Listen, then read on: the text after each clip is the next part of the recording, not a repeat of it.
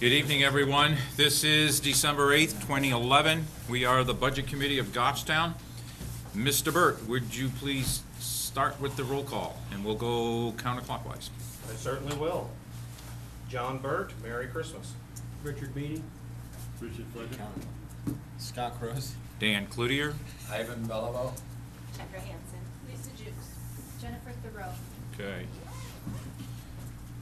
That gives us,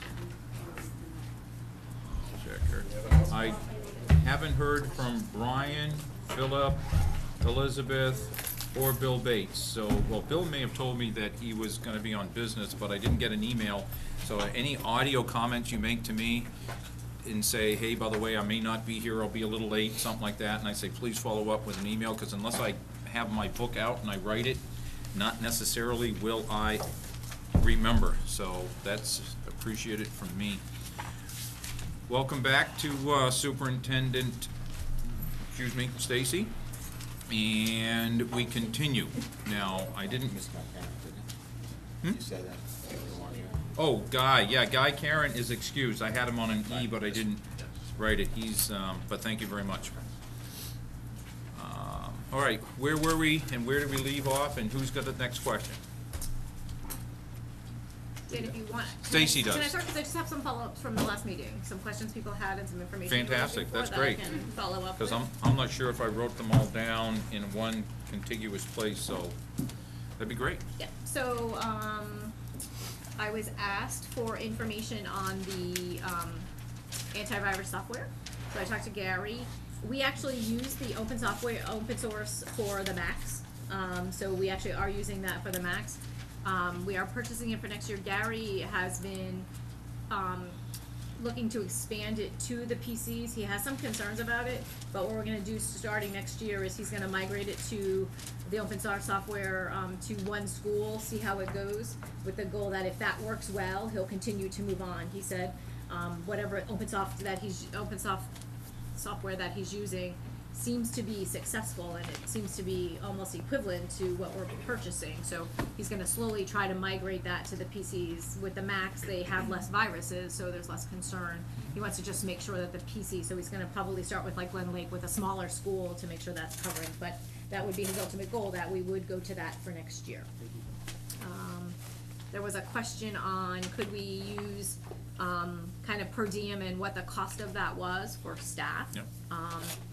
And so, we did kind of 3 calculations, a beginning teacher, a middle level teacher, and a, kind of top of the line teacher. And we did them for a 20% time, which would be teaching 1 class. So it's a little complicated the way the high school schedule goes. It's basically teaching 1 class and then having a prep period every other day.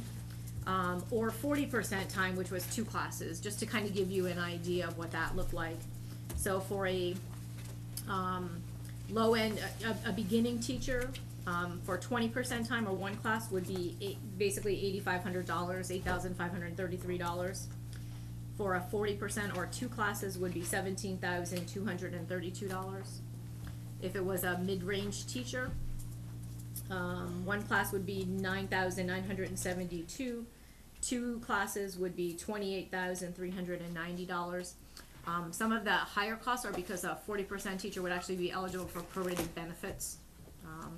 And then for a more expensive experienced teacher, 1 course would be approximately $15,333, and 2 courses would be $39,644. So it kind of gives you an idea of what that, as a per diem based on the contract, to hire a person to teach a class would be.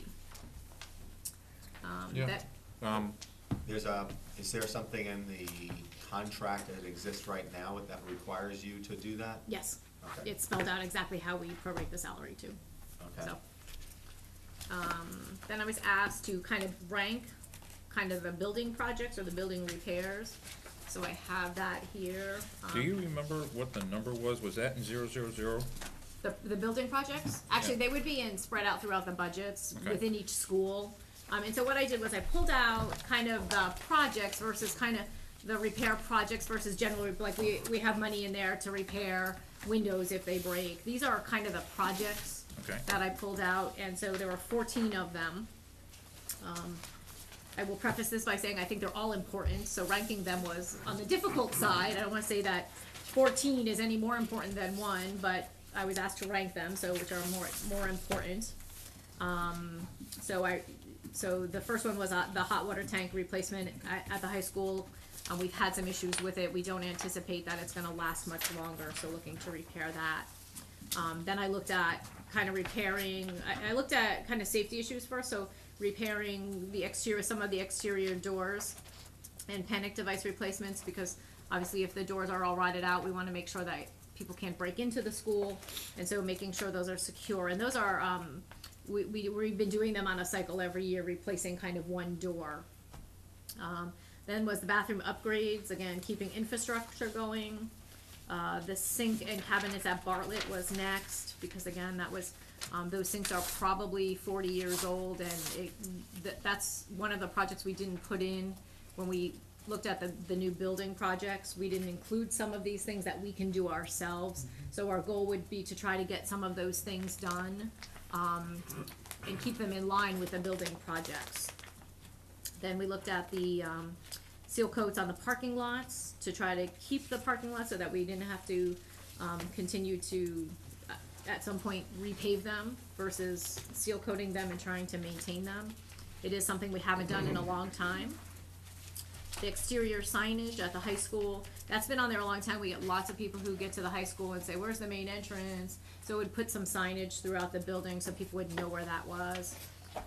Then we have the 2 CIP items, which is the high school parking lot realignment and the media center carpeting. The media center carpeting has been put off a couple of years, and so we put that back on. That's something we saw even last year was in the budget. The parking lot realignment is, I think, a continued safety issue. It's something we've been looking at. And then the last two are the landscape repairs for the high school, which go out into the back of the school, and pavement markings at Glen Lake. You know, if we, I wouldn't say that was a urgent need at this point, so that was last on my list. It's something, again, every couple of years we try to do the pavement marking so that people, can see them. So that was that list. Then I have the updated, we corrected the revenue sheet so that it's actually now complete. A little of everything in those. And I did make ample copies, Dan, so if you have leftovers, you can certainly give them out to others. Okay, thank you. And so this is the one that, Ray, what had happened was on the, everything else I believe is the same. The 12-13-year Ray had updated some numbers to make them current, and somehow the $42,000 under the other income, which is where the parking lot fees and the books and when people rent the buildings, that's where that comes from. Somehow that dropped off, so that's been added back in. So that's your updated revenue sheet.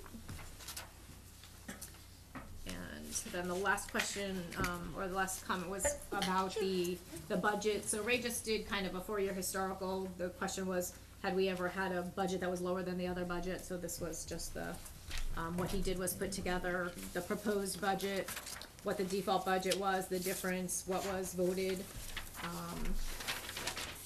and some notes on kind of the comments of whether the school board supported, the budget committee supported it, and how that went, so that you have that.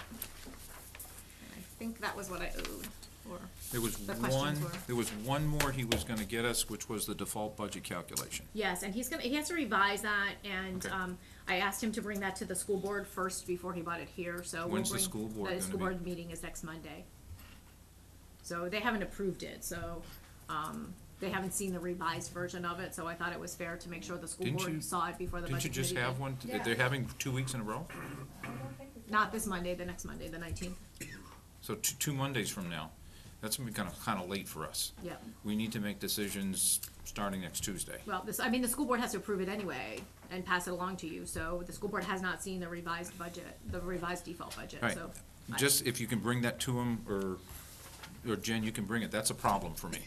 That's a problem gonna be for us, because without a default calculation and understanding where that lies between things, I don't know if it will be for you guys, it will be for me, because I wanna see where, a lot of times that focuses on what the adjustments are. Where's the salaries, what are the mandated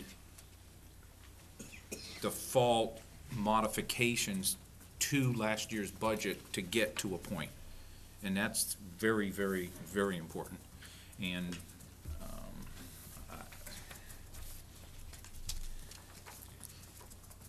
if there's some way that somebody can take a peek at it and say, this is a draft and we can correct it, and it's the Break best that we can finish it. do, and So- perhaps that's, would be very helpful. Okay, looking at this, give us a moment here, 8, 9, 10, 11.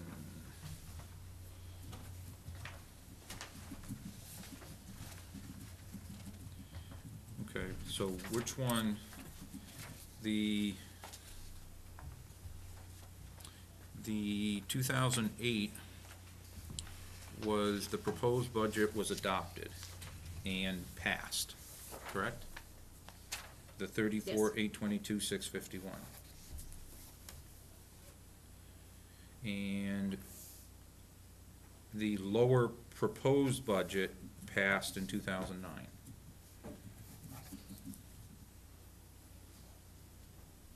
And 2010, the same thing. Okay. So these 4 years of, the default budget was passed in 2011. So of these two, the lower of the two numbers for every single year for the last 4 years was adopted by the voters? Is that, am I reading it correctly? Sure. I don't remember. When I was looking at it, I looked back at 2007, and that statement would have been true for 2007 too. When given the choice, the voters chose the lower amount. Okay. And I'm sure if I look it up, I will remember. Okay.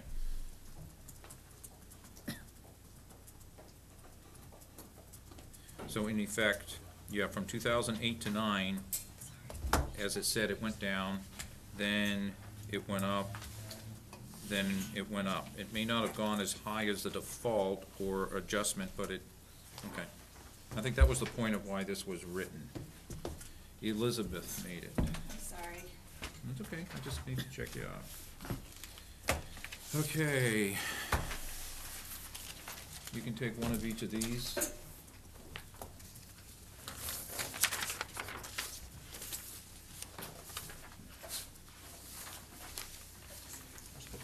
Yep, that's fine. So we have questions. Richard? We talked about the two late buses. What times or approximate times do those depart the school? I believe they depart around 5 o'clock. They both at They the go same to, they go time? to the high school, they either go to the high school first and then the middle school, or the middle school and then the high school. And then depart to, back out to the communities. And is there a later one, or is it? Nope, it's just one. Just the. 2 buses that go at the at same time, yeah. Okay. And then one kinda does this side of Goffstown, one does the Pinardville side of Goffstown.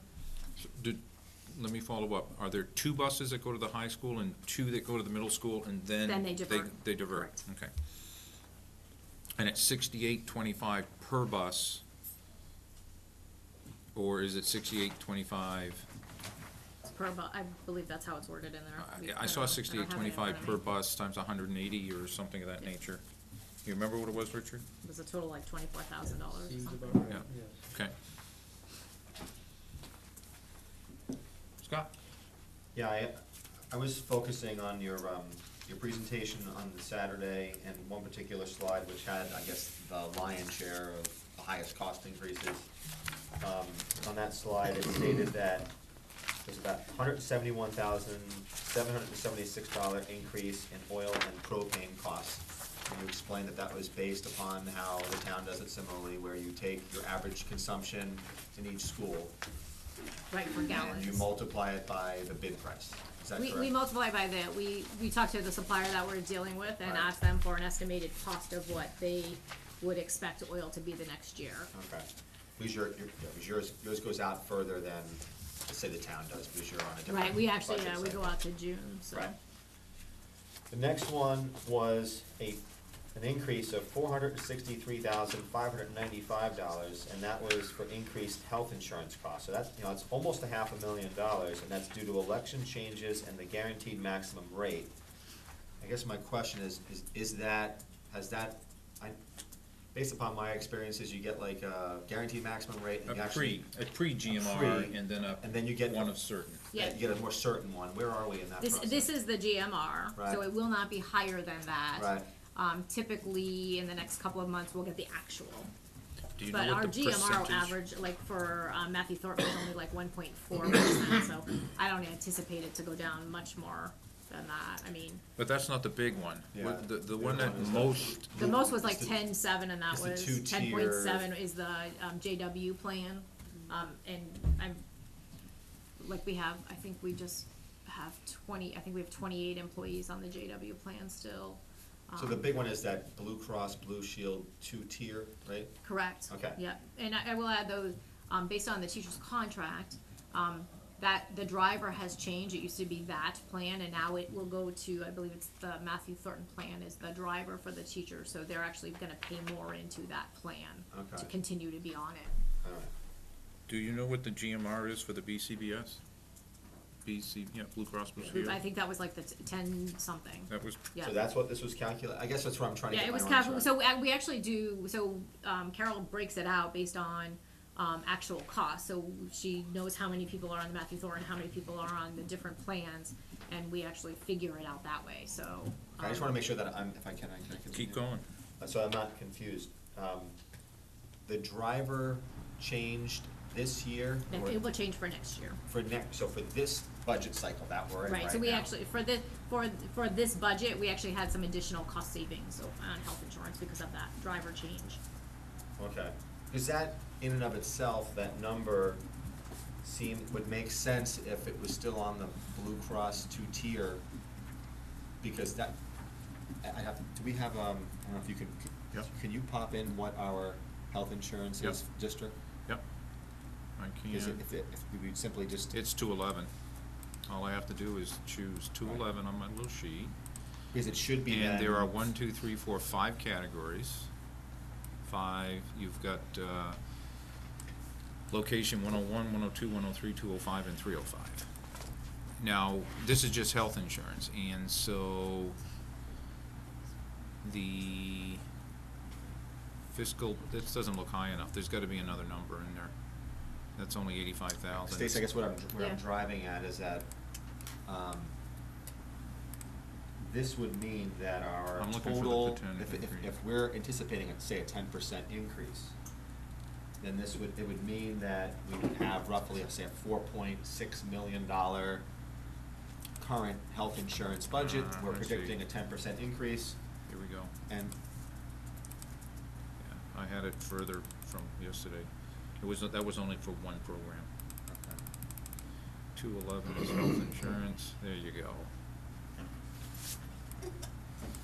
The change that's in the budget is 463,595. I understand that, but That's there. what is the current Yep, cost? I'm looking to make sure, Right, as an accountant. Yeah. I had to make sure that balanced before I Okay. go. Now that I know that's there. Hey, we can do our math. Yeah. Goffstown School Board total for 13, okay, is, you guys wanna write this down, 4,843,834.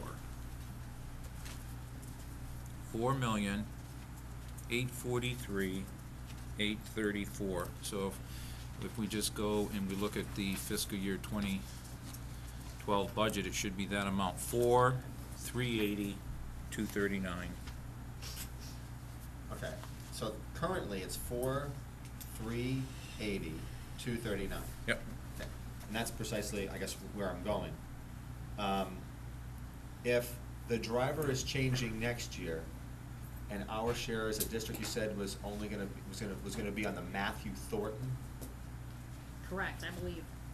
okay? But it's only, it really only affects the people who are on the JW plan, Only JW, because everybody else is already they're already on that plan. okay. There's 3 plans, Matthew Thornton, right? There is the 2-tier, Blue Cross Blue Shield. And then there is a JW plan, which very few people are on, Right. right? About 28. In the past, the driver, It could, you know what, I believe the driver may have gone to, as you say that, to the two-tier, not the Matthew yes, and Thornton. that's where I was going, Yeah, to because the it two-tier, can't you're pop- absolutely correct, I'm Okay. thinking the other contract we have. Okay, Yeah. yeah, cause, For all of us who don't necessarily, who else knows under, when he says the driver? No idea what he's talking about. Okay, cool. Can Give you us explain an that? explanation what the driver is. okay. And sometimes when you negotiate a contract, when there are, if you have multiple plans, one plan will be the driver, in the sense that it will drive the cost for say, cost sharing between the employer and the employee. In past contracts, the school district, the driver was, the most expensive plan. They then negotiated it down to, I guess, the medium plan, which was this Blue Cross Blue Shield two-tier, so, which means that that's what the district pays, so when there are increases, if you pick a higher plan, you're gonna pay the difference, in that. So if let's just say hypothetically that a family plan for the Matthew Thornton is 18,000, the two-tier is 20,000, and the JW is 25,000, if, the district is gonna pay for the $20,000 plan. If you choose to go with the higher one, you're gonna pay the difference in that. So that's the gist. So no matter what, we're only gonna pay the price of the driver plan. Correct. Yeah. Right. Okay. And then it's only a And percentage if you, of that. and if you take the Matthew Thornton, the HMO, Doesn't matter. you're getting a less expensive premium because the cost of the plan Yep. is reduced. The district saves and you save, essentially. Yes. And it's not the percentage between it, it's the actual physical dollar amount. Okay. Well, I'm just saying, I And think that speaks volumes too. I mean, Well- this shows how expensive the health insurance is. Just to give us a little touchy-feely, last year, I think they came in, or one of the last year or the year before, at a GMR that was quite high. And then when the actual came in, it was very favorable. And we were able, a couple of $100,000 Yeah, or. the lower plans have been very good to us Yeah. as far as what the GMR is and where they're actually coming in at. Right, so even if, even if Matthew Thornton and JW had a GMR of 50% for the appropriation, it doesn't matter to us. Because the difference, even if it skyrockets, it doesn't matter, because we're only paying this amount. And the employee's gonna have to pick up the rest of it On JW. on JW and Right, Matthew right. Thornton. Right. So those are Yeah. irrelevant, it's only And- the Blue Cross Blue Shield that the appropriation. If I'm not mistaken, I thought that as of July or June 30th of this coming year, that JW plan goes away, I thought. No, No? it goes away, for nobody the nobody driver? has been able to get onto it. If you were Okay. on it, you can maintain But on it. it's the driver that The switches. driver that has switched, Okay. yeah. Okay. Okay, I so. mean, my guess is that a lot of people may switch off of it once they find out what their new cost is. Right. So we don't know the guaranteed, we don't know the actual rate, and we won't know that until what, January typically? Yeah, it's usually January, February. And historically, Dan, you're thinking that it's been favorable for us? It's like 1 or 2% lower? It had It had been. It Yeah. had been the last couple of years, 3 or 4 years earlier, it came in very high. I think Yeah, it was a it's really huge low bubble. this year. Our GMR is really low this year, so I don't anticipate, I mean, for Matthew Thornton, it's at like a 1.1% GMR, Which is- so that's so I not- don't know how much lower it will go. Well, it's the but- Blue Cross Blue Shield that drives the appropriation, not the Matthew Thornton. So even if Matthew Thornton came in, we're still paying the same amount. That's, Right, I'm processing what you're saying. okay, no, Makes that's sense. okay, and I just wanna make it clear, Yeah. we're still paying for it. Now, are we, in this one particular instance, are we gross appropriating and using the revenue sheet? We're not using the revenue sheet to bring in what the employees pay for their portion, are we? No. No, that- it's the net cost to the district. We Right, that- send a check and then we we send a check withhold to money, and the LGC. money that's withheld goes, so there's like, the withholding checks, just like we withhold taxes Correct. from the employees, that Absolutely. withholding goes. Yeah, it comes right out of the check, we get Yes, a bill it from goes, LGC, okay. it goes right to So them. it's a balance sheet transaction Correct. rather than an income statement transaction. No, thanks. I'm sorry. I just wanna make sure we're done on this one, cause it can get complicated, and I want everybody to understand, it's a big dollar amount to think I have about. another question related to it. Yep, perfect. Can you give me a ballpark, assuming that your staffing is neutral, that you do not add any staff from what you did in this current budget to the one that's proposed, because in this proposed budget, you do have some increased staff, but assuming that it's neutral, and you had to absorb that $463,595 increase in health insurance, how many teaching positions would that equate to? With, again, assuming benefits? Yeah, average teacher, about $70,000. Because if you hire a lower teacher, they may take a family benefit plan. If you hire a higher teacher, they may take single. So approximately When we calculate out a seven? teacher, we can say about $70,000 per teacher. So about six, Yeah, would it be about around six. 6 or 7? Yeah. Yeah. Okay.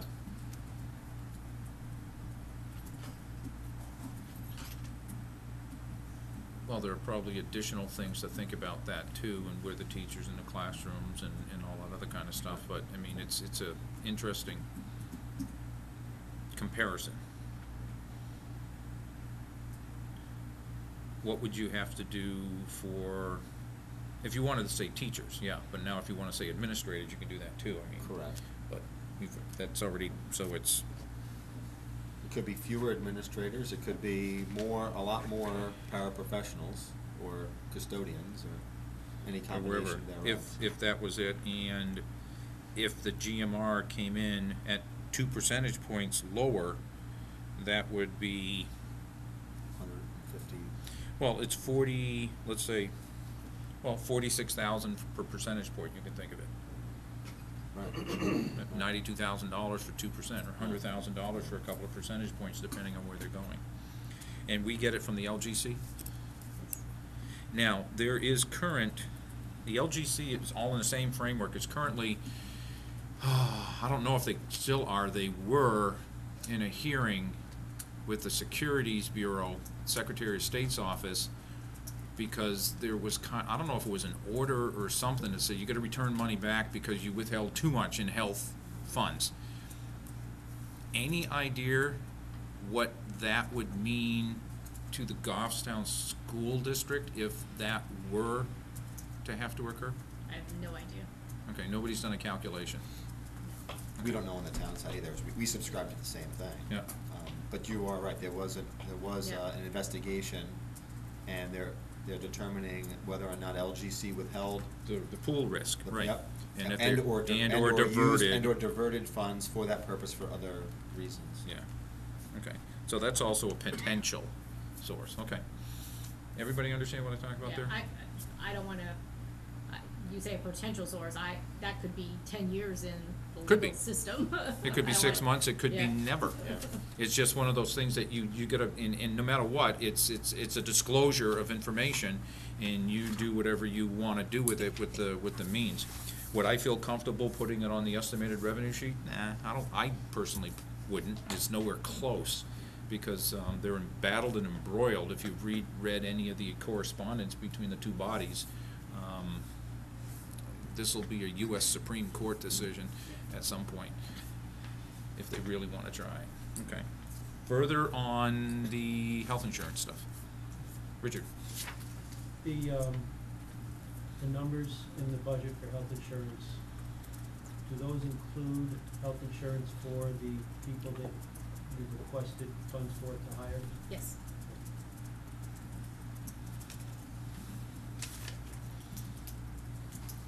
You going to the next one?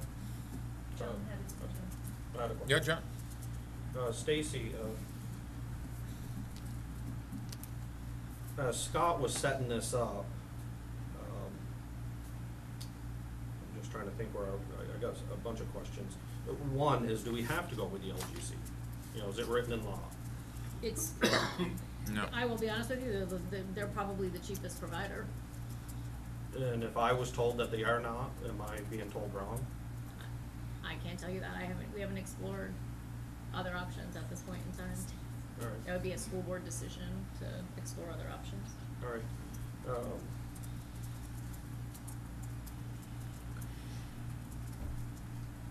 And do you remember, if I could, Mr. Chair, I was just curious, well, I guess this is relevant, I'll get to this later.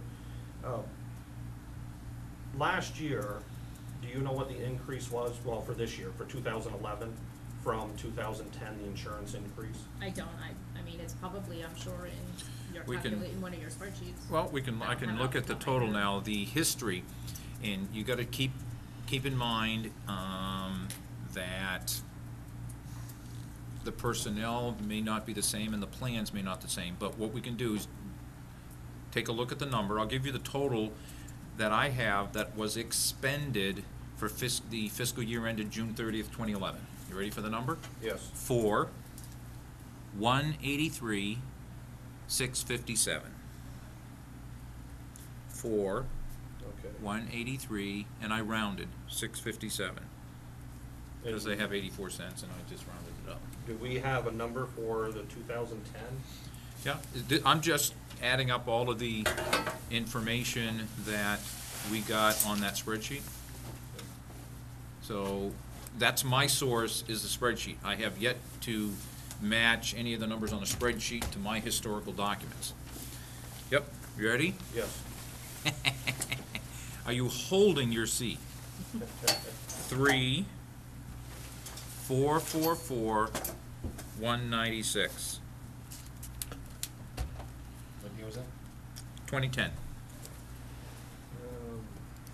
So, you know, just rough numbers, what would that be? That's a 700 and something thousand increase. It's been going up. Wow. It went up 700 that year. It went up, and that's what I was saying, it went up only 200,000 between 11 and 12. And now it's estimated at 463,595. Remember, some of that increase in health insurance costs, but also changes in plans. We have found Yep. many more There were some people going savings from that were, no Yeah, insurance you'd have to to family follow the plans tables if you want. because their spouses are out of work or whatever, you know, there's lots of changes in plans. Well, I guess what my question would be is, you know, Scott was, you know, throwing this out that it would be 6 or 7 teachers. And then the chairman said that it could be anybody else also, so it doesn't have to just be teachers. I'm curious, ever since the voters did vote for the default budget, which was the lower budget last year for what we are currently in, the 2011, Yeah. how did you absorb One of that each. $700,000 increase? You know, did you lay off teachers? We laid off staff, we cut 20% of our supply lines. I mean, I think I've shared multiple times with that spreadsheet of how we got to the default budget. There was a huge spreadsheet that I think I've shared on many more than 5 occasions, on how we got to that number. And do you know how many teachers did lose their jobs last year, paraeducators and, you know, total employees? I think actually in here I have the total number of employees we've laid off in the last 3 years. Somewhere in here. Over the past 3 years, we've reduced the district staff by a total of 7.9 professional staff, 1 administrator, and 13 support staff. Thank you. That's good. And You found it. 7.9 teachers? 7.9 professional. how do you get a .9 Professional teacher? staff. Yeah, it may have been a Typically- 0.5 and 0.4, it could have been. Professional staff Because you have typically these would not be- full-time people. Okay. Per diem? Yeah, they're market. And what was the other staff? 1 administrator and 13 support staff.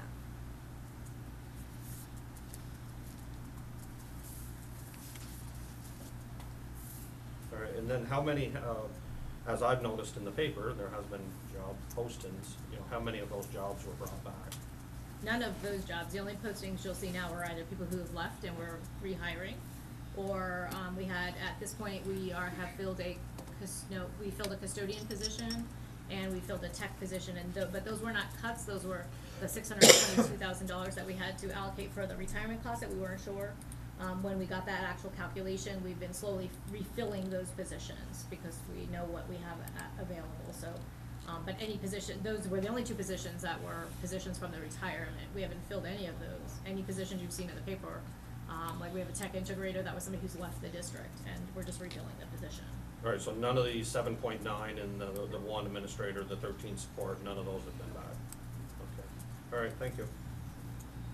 And you had another question. Yeah, no, I was just Continue. gonna, state that, you know, at work, I kinda track this health insurance, I don't compare different plans, and on the town side, we talk about it as well. I can say that the LGC's increases are typically tracking along with increases in most major medical plans across the country. So it's not, I'm not compelled to say that I think if we shopped around in the school or the town side, that we would save an exorbitant amount of money. Do I think it's a good exercise? I've said that publicly. I think it is a good exercise to shop around, to show the LGC that people are looking for competition. So I am very much in favor of that. The unfortunate thing for municipalities and school districts is that they bundle their services for us in terms of liability insurance and workers' We have lots of them. compensation and all these other benefits. And because they are they're almost the equivalent of a credit union, where they can do things a little bit less expensive, and because they're not looking to make a profit, such as a normal, insurance company.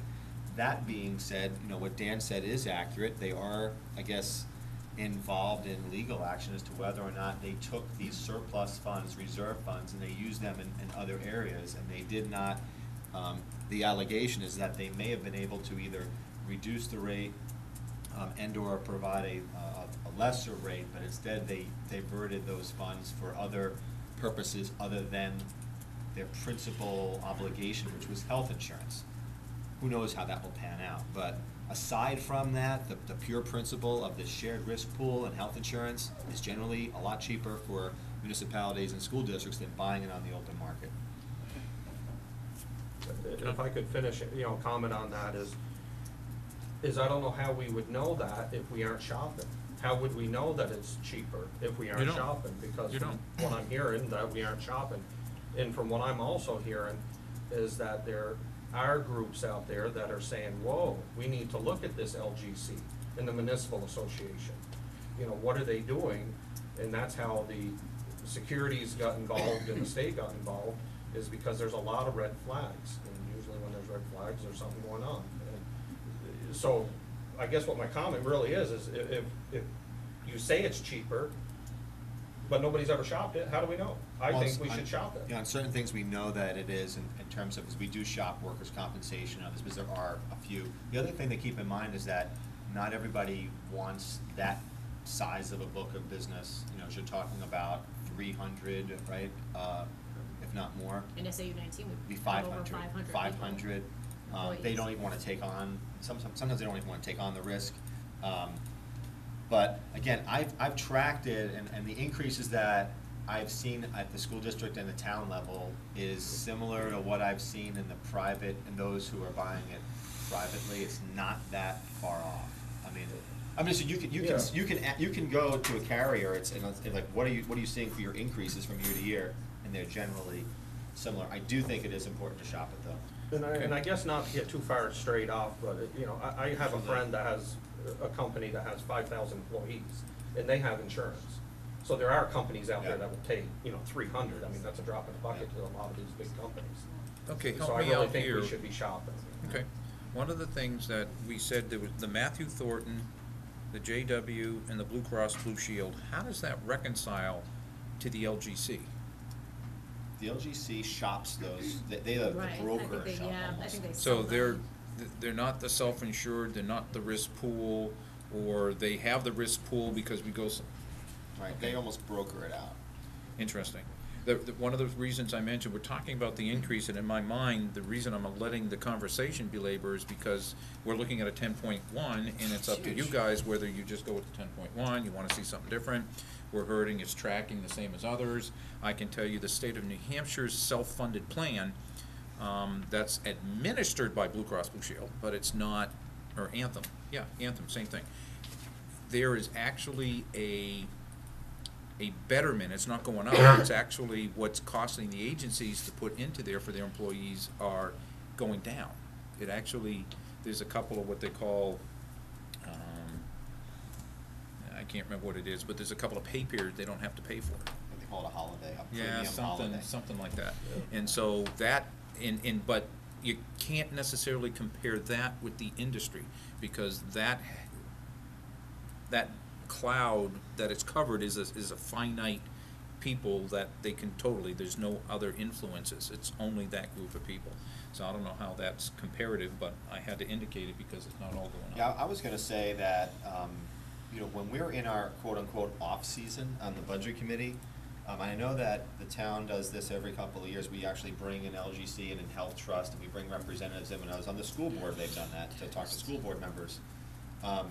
If you look at how much money we're spending on health insurance, I think it would behoove everybody around this table to really know a lot more about it. And so that, I think sometimes we get bogged down in some items that cost $5,000 and $10,000 or even $25,000.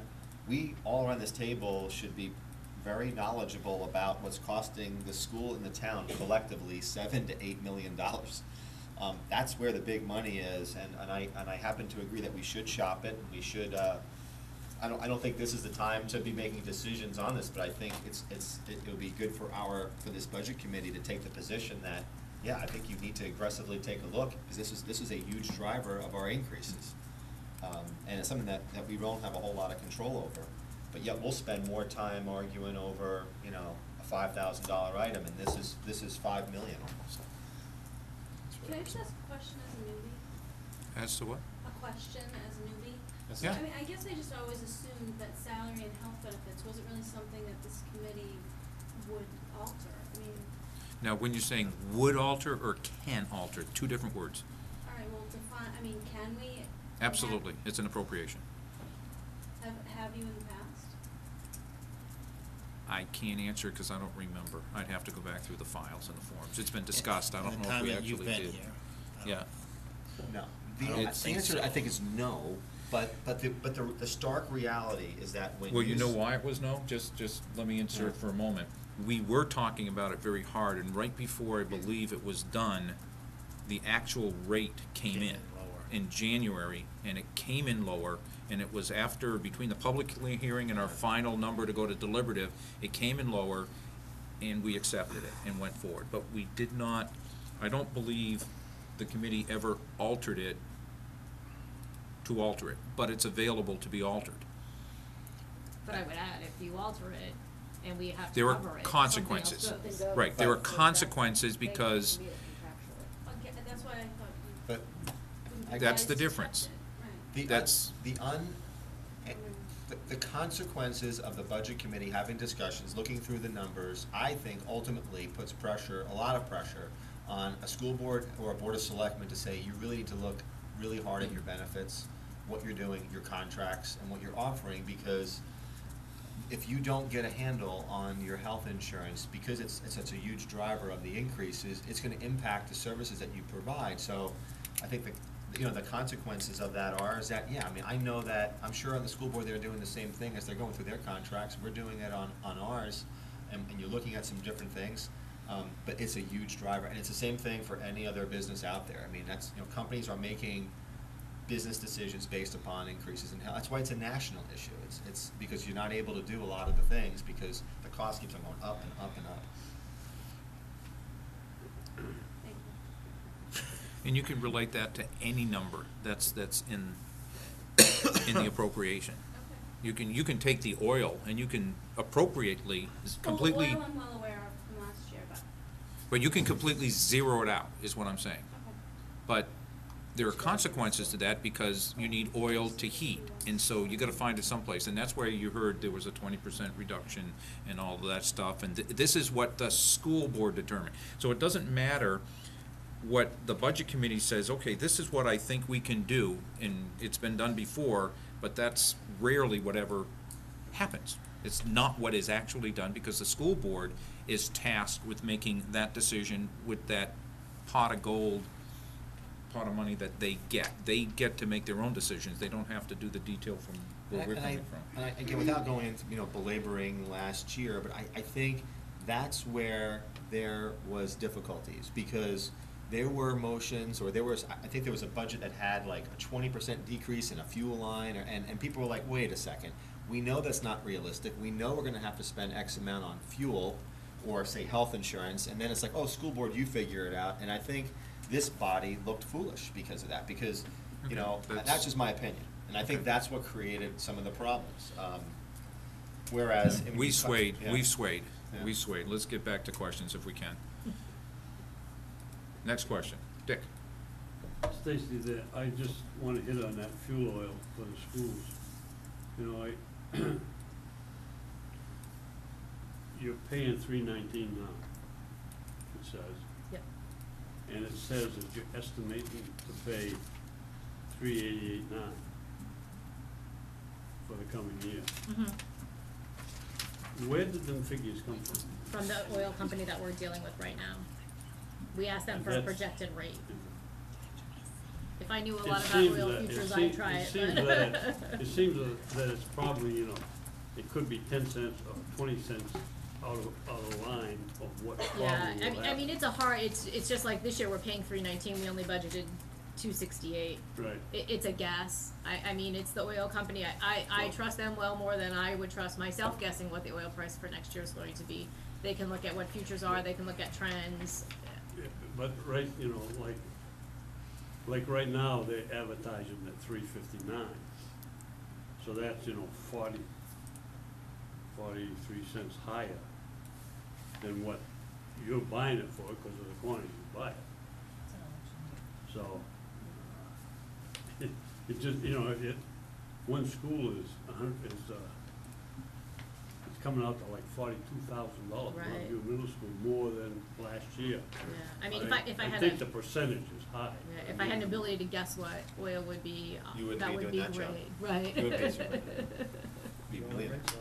Yeah. Do you shop it? I mean, do you? We go out to bid, actually, SAU goes out to bid for, Goffstown, Dunbarton, New Boston, and for the towns as well. So we actually try to get a package price, for all of the communities and go out to bid that way. It's The obviously budget more. committee can jump in on that price too. Yeah. No, I'm only joking. Yeah. Wouldn't that be nice? Really? The more, I mean, the more gallons we shop Tell me out, more. the cheaper price we can get, cause we're purchasing futures for more, so. Elizabeth? So does that, if that price drops, cause like, I just filled up my car on the way here and I paid $3.21. Okay, do we get any, are we stuck at $3.19 no matter how low? We have the bid we have this year, and we actually didn't we went out to bid, from last year. Typically, we start in the springtime, and by the end of the year, the beginning of the summer, we're wrapped up. We actually went out to bid all summer. I think Ray was every other week out to bid with the companies, and they kept saying, hold on. So we bid at $3.19. We accepted that bid. We have a one-time opportunity to reduce our rate. So if the rate, only one time though, so if the price goes down, we choose when we wanna Yeah, repurchase. we were in the same boat. Yeah. Okay, so, I mean, this is another expense that seems to go up every year. Has there been, I mean, I know this is a long-term question, but has there been any thought about seeing if there are more economical ways to keep the buildings, or like in the new additions? Well, like when we Yes. did, when we did Bartlett, when we did the expansion, we went from oil to natural gas. So we did do that at Bartlett. And that, has that been Yep, more it's economical? definitely more economical. The other thing too is the Um, Honeywell thing. That saved Honeywell a ton of project. money. That saved a Yeah, bunch I of just money. shared at the board, I think and I don't wanna guess, but it was around $60,000 more than what they had even anticipated in savings based on the information. We've tried to cost contain, especially on oil. We lowered the heat in all of our buildings. They're all on timers, so at nighttime they all shut down. So we're not heating our buildings I think at 3 o'clock they all start to go lower.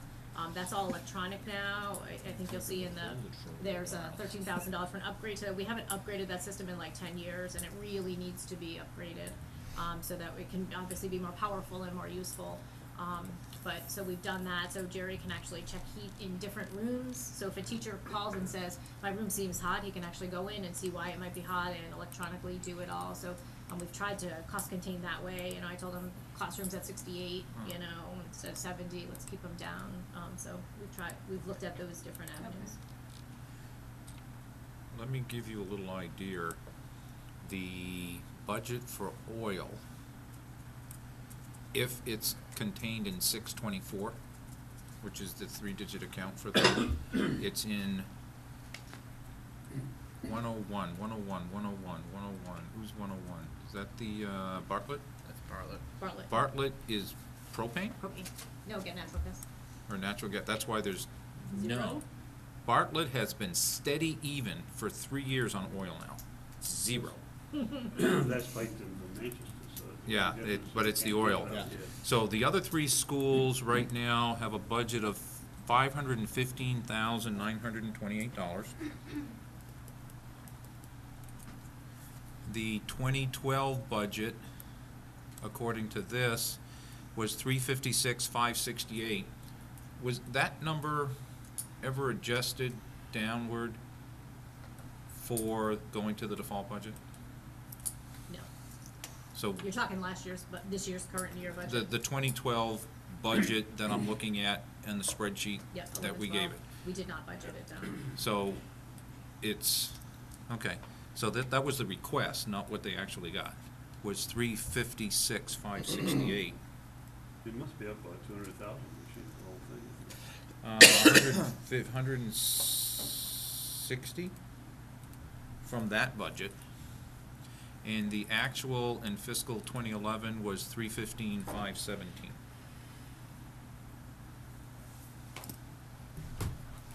Yeah, so that's up from the request, which was their ask. It would go from 356,500 to 516. Repeat that. 360s. 356, Right. 568 Right. to 515, 928. Okay. And then this year, the proposed difference is 172. Based upon the spreadsheet. Based on their presentation. presentation, Okay. took that number straight out of there. Yeah. It's a hard thing to get a handle on because, you know, the price of a barrel of oil is going up all the time. Today it dropped $2, it goes up 3, tomorrow it goes down 4. Yep. And the price of, at the gas pump is going down, down, down, and it keeps going down, yet the price is going up, you know, so Yeah. somebody's playing silly games. Yeah, you're right. Oh, gee. It was down to 3. Ivan's been saying that for 319. Nobody's ever listened to him. No games being played. The natural gas, which is, there's natural gas and propane there. The natural gas was budgeted, actual 2010, 12,500. That's a pretty dead even number. 2011 actually went down to 11,849.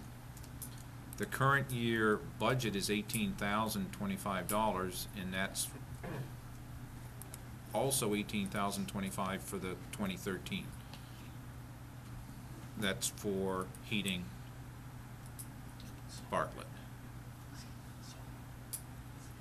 When we were at the LGC budget workshop, we met a guy, I don't know, he was from Ipswich. They had just built a new high school, and they were heating the whole thing by wood pellets, which is the Yeah. cheapest form of heat. We actually had them come and talk to us when, well, at the time, this was, I think my first year, probably 3 years ago, came and talked to the school board about wood pellets, and so at the time, the burners were only good for like the middle and high school sized buildings. It was right after we had just replaced the oil tank at the high school, because when I took the job, the oil tank replacement was in process, and we had them come and we likely could have done that, but at the time, we had already invested a couple $100,000 in the oil tank, so it made no sense at that point, but, we are talking to them and looking at them. We were interested in if they were able to do smaller buildings, so like as the transition to Maple, as we look at Maple Ave projects or whatever, is it a possibility to do that? So we have explored those options.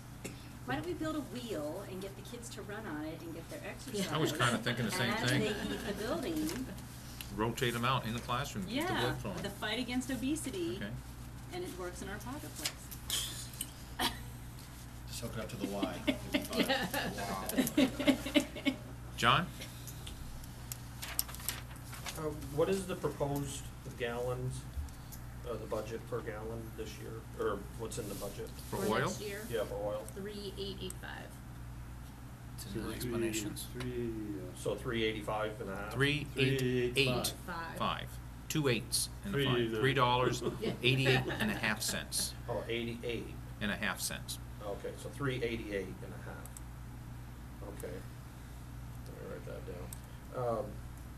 Because on December 5th, I was at the school board meeting, and we paid, or the taxpayers paid Fred Fuller oil $13,402 for the high school for 4,201 gallons of fuel.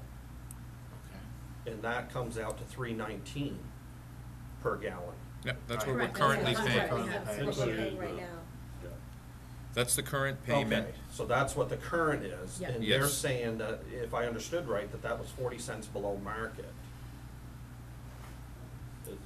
That, What they project individual is going retail, to be. yes. Retail, yes. Individual retail. Yes. He's advertising it Yeah, but if you- $3.59 right now in the paper for every home.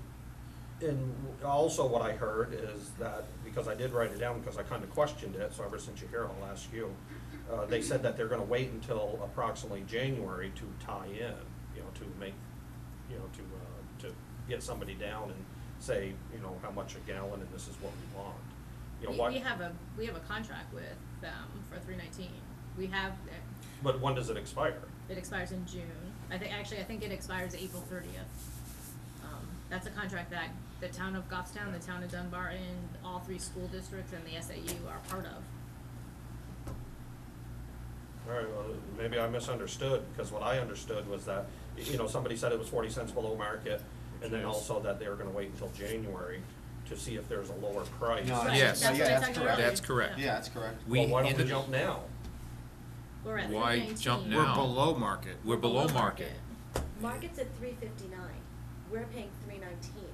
We don't wanna jump to $3.59. That's We wanna stay correct, at $3.19. but when will, So but if we're in guaranteed January- $3.19 to June. Correct. Right. If the So market what we're price, tying in is for next, No, we have, No. right now, No. we have. okay, that's what I'm This not heating thinking. oil season, so from now till April 30th, we have one opportunity to get a lower price. So if the price goes below $3.19, we have one opportunity to get that price. So we're watching the market, because obviously for all of us, it's a matter of what price is that we're gonna go to. So if it goes to $3.17, does it go to $3.12? We're watching that price to get the best value. Yeah. So right now, we're paying $3.19 until we choose that right price time to get a lower cost.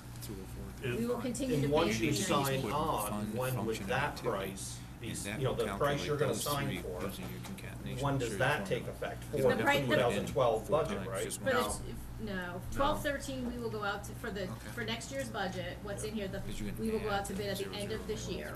We will go out to bid for all the towns and all of the school districts and the SAU, we will go out to bid at that point in time.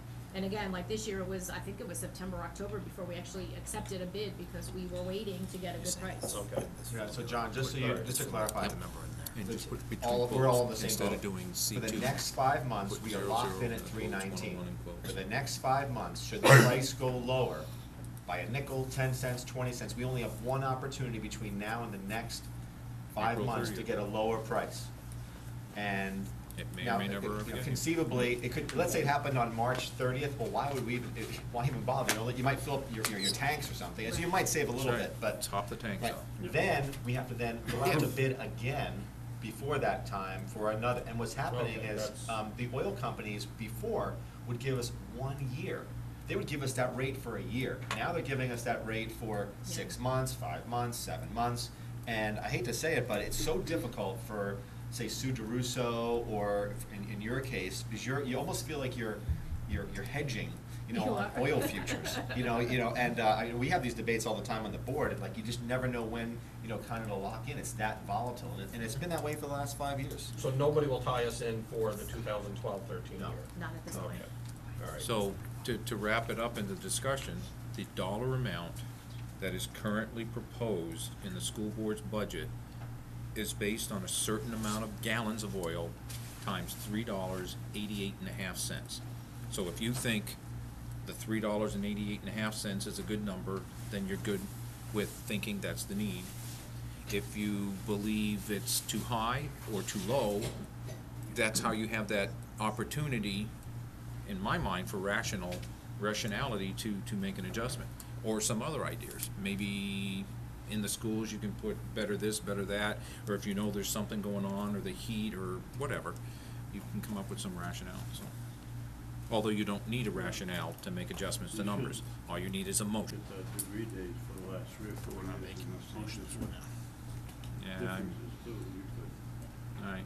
let me know how that goes for you. No predictability in the Middle East. Yeah.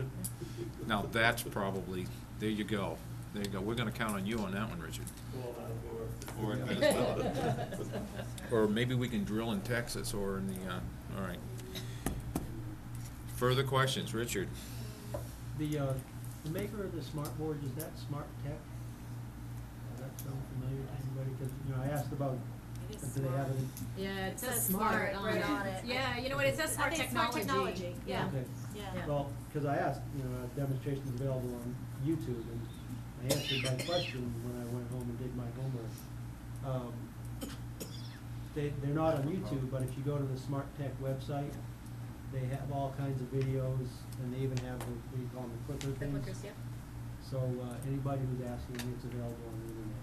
But you have to wait, because today, some classes taped They some did. demonstrations to show us, because my daughter's in one of those classes, and she was so excited. And they're gonna So put 'em you've on gotta YouTube? see it now. Yeah. They're gonna present it to us, the teacher even told them, we're doing this for the budget committees, so they can see what these are all about. Yeah, I stopped in today, and Yeah. they're all excited. Fantastic.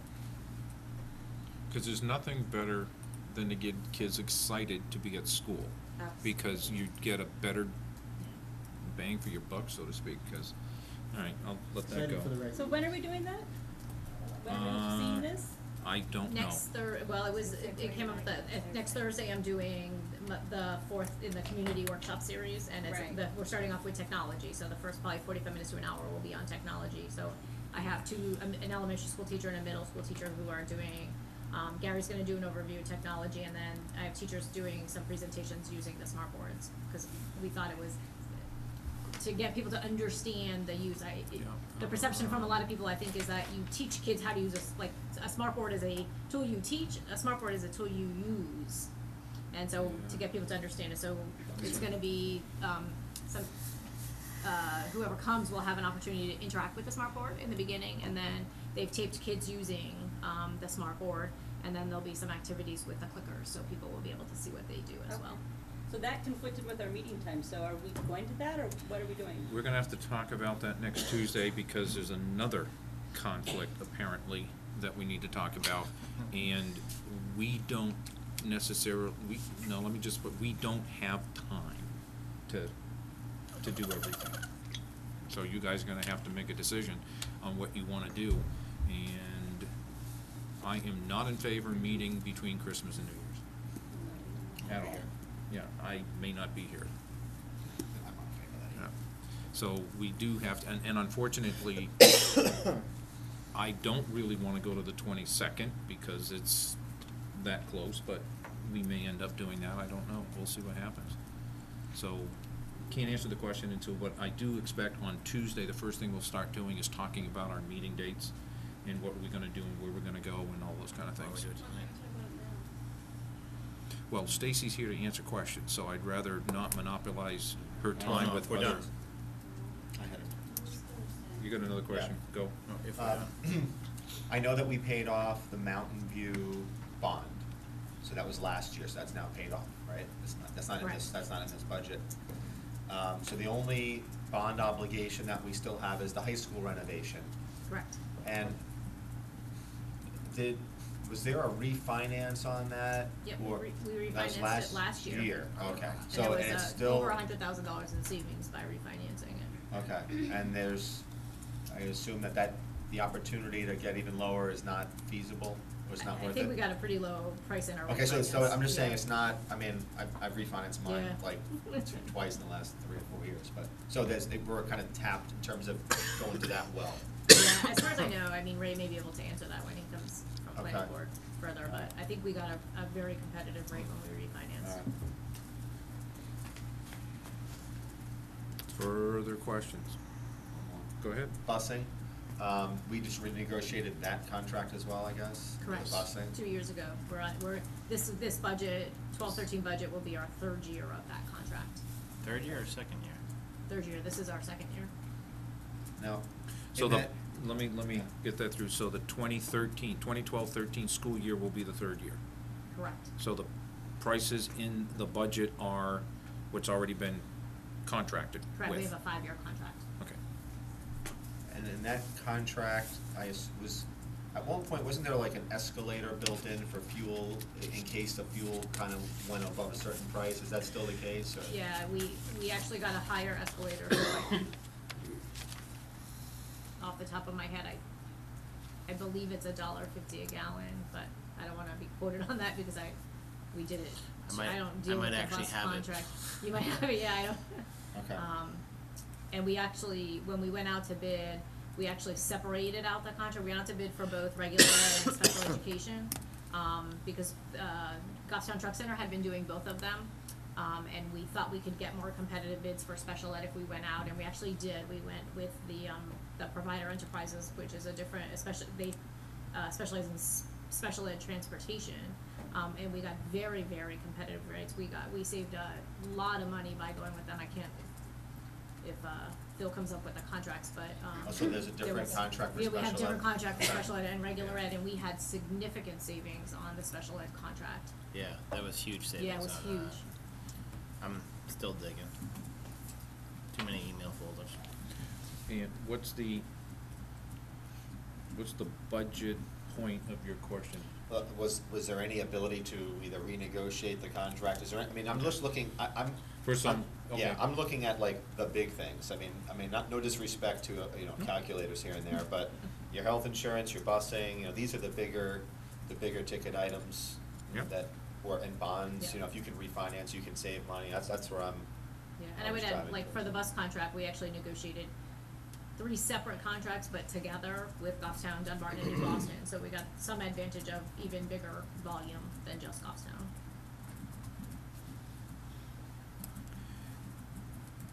The page 13 of your handout from that Saturday shows $219,378 of technology and furniture equipment.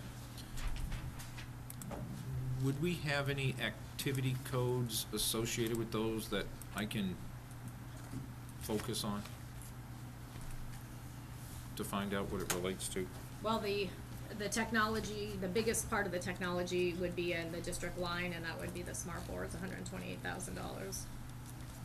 The furniture lines would likely either be the 737s, 735, 733s, in that range. The new equipment, New equipment. the new is 733.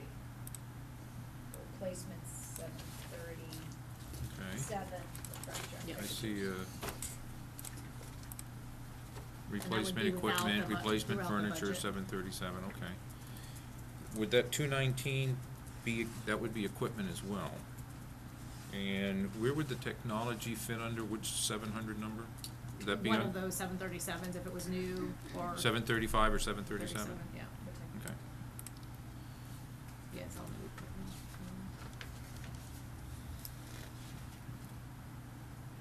Well, I'm not gonna belay it right now, just for me to go back and take a look and homework. When I'm not sleep, when do I sleep? I don't know. I gotta get one of those cages though.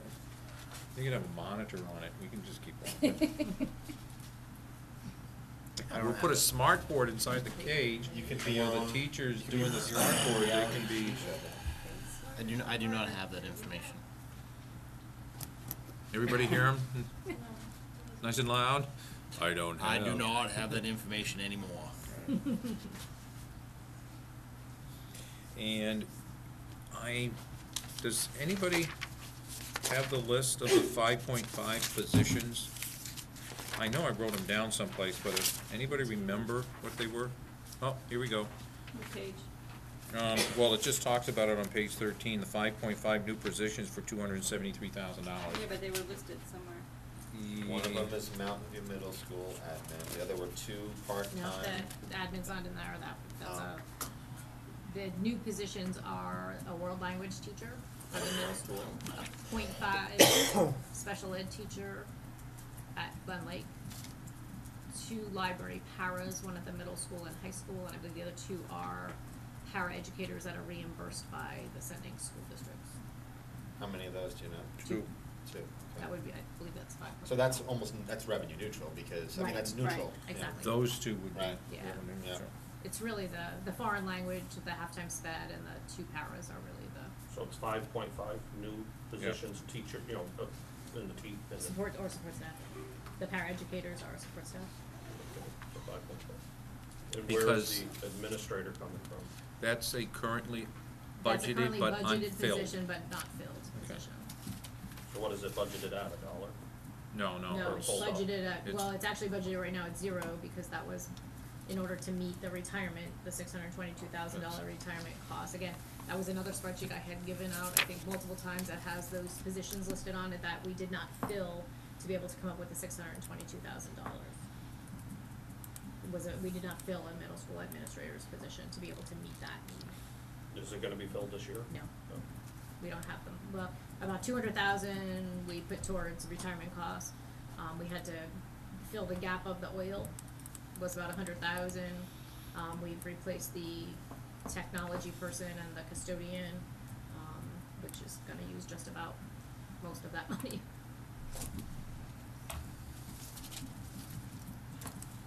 We also had to come up with another $80,000 for, tuition to the vocational program that came out of that retirement money. Lisa, can I ask you a question about the paras for the library? Because I guess I've always been under the assumption that a para is not necessarily a trained person, but a person that works directly with students who have special needs, I guess. Yep. So to hear that it's a library para, I guess it doesn't make sense to me. That's my first part of the question. The second part is there another way to do this? Just paying, I mean, I did a little bit of research on it, and there are hourly positions without benefits for library aides that necessarily aren't trained as a media specialist or something. Yeah, they're not trained, they're under our support staff. The problem is that they're under a contract, under our support staff contract, so we can't just say we're gonna pay somebody 4 hours a day to come in and do that, because they would be still eligible for benefits. I mean, it may be a 4-hour day position, but they're still eligible under the support staff contract as anybody in the role of paraeducator. Do they have to be called that though? Can they just be called library Assistant? Yeah, they would, I mean, they could be called library assistant, they still fall under They the do? yeah, absolutely.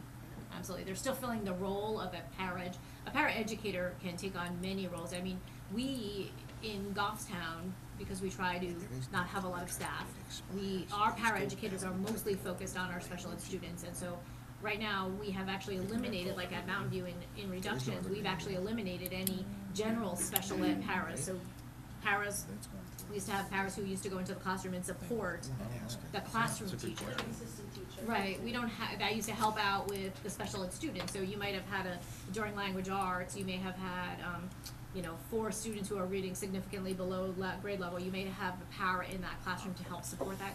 We have eliminated virtually all those positions so that we're not continuing to hire in. All of the positions now are all either 1-to-1 or 1-to-2, so they're our most neediest students who have them. Then IEP driven, absolutely. And so right now, so we do have some of those ancillary kind of positions like those where we used to have, we had 2 library paras at the high school.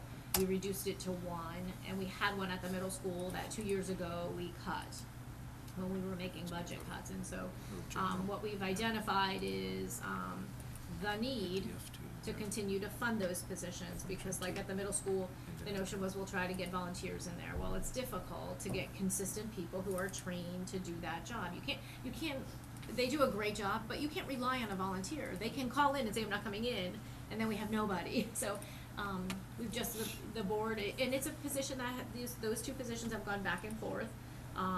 Do we need them? Can we live without them? Can we get volunteer support? Is it working somewhat, but it doesn't always? And so the board has put them back in the budget with the hope that it will provide continuity within our library services. Does that help? There's different roles. I guess what my main question now, I guess, would be, so to hire somebody to work in the library for 4 hours, they have to fall under a contract? Yep. That was part of the, the big thing that was going up at the State House where they were calling it right to work or something like that? That was when a organization bargains for their employees, then in order to work there, you have to be part of the group. If Closed you're shop. Say again? It's a closed shop. from what I Everybody understand, who yes. works there is in the union. If you're, No, If it's you're- no, subject no, to no. the unions. Yeah. subject to you whatever don't the have union to Right, be. is. negotiates. You Yeah. don't have to be a member, but you Yeah. have to. Yeah. But Yeah. there are some personnel and exempt employees that aren't necessarily part of the union because they're not represented by the union, things of that nature. So we don't, in this regard, have the opportunity to, because if we did, we could probably go and get other positions and hire them, and they wouldn't choose to be in the union, for instance, but, so those rates are all calculated. But Scott has a question. Yeah, I'm just curious, again, I don't, with regard to the contract, so the contract expires June 30th of this coming school year. And that being the case, are we still subject to the, this whole evergreen thing, I don't know the answer to this, I mean, are we still subject to that? So when you say that, There is no evergreen anymore, that law was repealed, so if we don't either settle a contract or a contract doesn't pass, right, it's a stay put, so teachers get, so if you think Stay- about it this way, what is in the budget is exactly what their salary is and this year. I'm completely good with that, Yeah. in terms of the So salary. they get no that- increase, they stay on step, they No, get nothing. that I'm good, I'm talking language. Okay, language stays exactly as it is in the current we follow So the that, current contract. then that is evergreen. Well, it's I think what you and I call evergreen is different from what It's they're different, calling. evergreen to me is they get to move up in step. Right, and they don't. What we're saying is automatically. it's a frozen contract. It's like the end date is frozen in time and everything still carries forward. The language, what can be done, so we can't do what Lisa was asking to Absolutely. perhaps hire someone outside the contract. You're correct. Okay, cool. Yeah, you're right, Dan, it's what Ray explained Tuesday. The evergreen clause would have let raises and steps Yeah. and all this go on. They got rid of that, so now the contract stays just the way it is. Yeah. You get the same salaries, nothing changes, it's like when you have a salary freeze and Right. everything Yeah. freezes. We still have to follow the But you contract, can't but it doesn't take change. anything away either. Right. Right. And it doesn't go in any direction, so it is what it is. The only thing you can do is not. So if you think you need to save money, then the thing is, we have the opportunity as our job is to look at the pocketbook kind of and saying, I can afford it or I can't afford it, or somehow we're gonna have to be able to afford it, and that's why every number is available to be adjusted in any direction. And then it's handed to the people who vote on it, who tell their legislative or their governing body, this is what we gave you, do the best you can with what we gave you. That's kinda like the process. Yes, Elizabeth? So these two library paras, they're subject to the contract, but right now they're in the budget as full-time positions, 2 full-time Correct. positions. Okay, and wasn't there something that came up about the rate of pay when we were at that all-day thing? There are 2 budgeted positions at $39,000 per, Roughly, That was- 30. I think, Yeah. Yeah. Yeah, do you was know the what total, step I or think it level that was- was at? We don't have the list of employees that we normally get. And I don't know if I have this sheet. did we get that or didn't we get that? Not this year. No, we didn't get it this year yet. Could you have a note for that, Stacy, if we can get the list of, it's the personnel list of the administrators, I'll whatever the they support make. staff that was used to build the budget. I had asked for that, actually. I had a meeting with Philip one time about the file that we're gonna get from them. Yep. I had asked for that. Right, then. that's, I thought we had, but I lost track of it.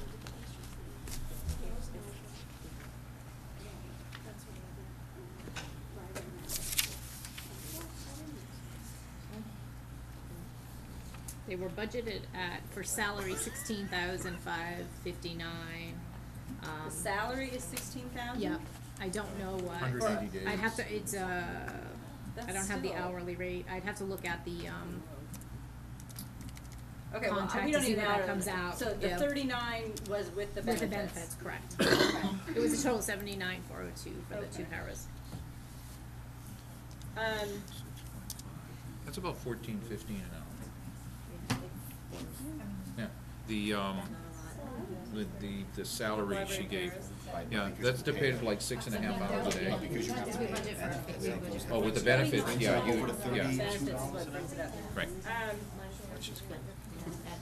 But It is what it is. I guess I don't recall. Why not? That'll be motion. I'm conflicted. Well, it's okay, conflict the rest of us. Can I ask my question while she debates her thought? No, cause you won't do it after. I mean, I'm feeling very conflicted about these positions. I'm just wondering if there's a compromise in there somewhere, maybe to fund them as half-time positions and then get volunteers to help out for the other half. And I'll be honest, I think the board would be okay with some conversation around that, because it was not a unanimous vote on that, and I mean, it was a, I mean, yeah, it was not a I unanimous certainly see vote. the It need. was I lots of just- conversation around the I need just and. hesitate to add more people because of all the associated costs. Absolutely. All right, so that was my question, if you thought that there was room for There's discussion room for there. conversation around that, absolutely. All right. Phil? Can I follow up on that one? Yeah. When we get into deliberations, there's really not room for conversations. I would make a recommendation, if there's a suggestion from the school board on how to modify that they give that to the budget committee as a recommendation, possible change. That might help the deliberations and motions being made.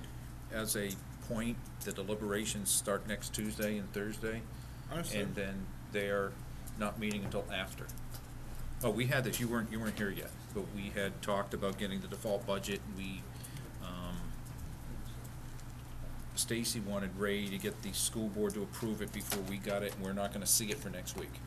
And so I had asked if there's some way she can work it through to see if we can get a draft, so that we can, knowing that full well it's a draft, just to get some ideas through. Can I go, Yep. Mike? Thank you Absolutely. for that, I appreciate that. Well, she was writing a note, I wanted her to. Oh, fine. You've made the comment, and I believe the number you said is on general supplies. For this year, you did basically like a 20% cut across the board. Alright, But I don't know if it was, is that reflected in the budget number that we have in front of us? Yes. That is. Yep, so you'll Okay. see The last operating year's budget. budget was higher than the current year's budget, and then it's going, for the most part, unless there was something specific that was needed to be purchased in a supply line, it was going back up to last year's number, or it should be close to that, depending on, again, what was specifically requested in that line. you know where I'm going with this, but the question you just asked for clarification, so the actual operating budget we have right now for the 11-12 year has the 20% cut in it. Correct. I'm looking at Bartlett's school, and Bartlett's school number is actually higher than the 2010, 2011 number. For a supply line? General supplies, Bartlett is 101, you're looking at all the 611s, I'm looking at the 611, okay, and, and they go up for, every year. for regular So I'm looking ed. at, right, For so I'm regular looking ed. at general supplies under art, it was $695, it's $596, and we're requesting $714. I'm looking at general supplies for LA was $35.25. You're looking at the programs in the detailed budget she is now. Right. it He's was- looking at the spreadsheet that rolls up all the programs into one. totals, Into totals. and these are all up. That's a $15,000 increase right there. Yep, so if you look. I'm all not those- looking at, I was Yeah. going to, I'm going to, my follow-up to that was, if this is a roll-up of all the But budgets, that's, okay, and you add 20% to that, that's a huge increase. that's not to get- 20%. No, that's 50%, or 40-something, It's a 100% increase. just about, yeah. So if you look at, but can I explain? So if you look at the detail budget, you'll see the lines that were 20% reduced that are general supplies, and then we have supplies like everyday math supplies, which we didn't reduce because they're actual numbers of books we need. And so those numbers, so for example, under regular ed math supplies, prior year budget was $1,000, this year's budget is $5,200. So it wasn't increased because they were everyday math materials that we needed to purchase. So again, it's the supply line, so when we're looking at buying just generic paper and pencils and that stuff, we reduce. When we need specific numbers of items, we can't reduce those lines, so the other lines are reduced. So I don't know where they come out So on it's the overall. consumables, you consider that consumables. Correct. Yeah, consumables were reduced by 20%. Not the whole general supply line.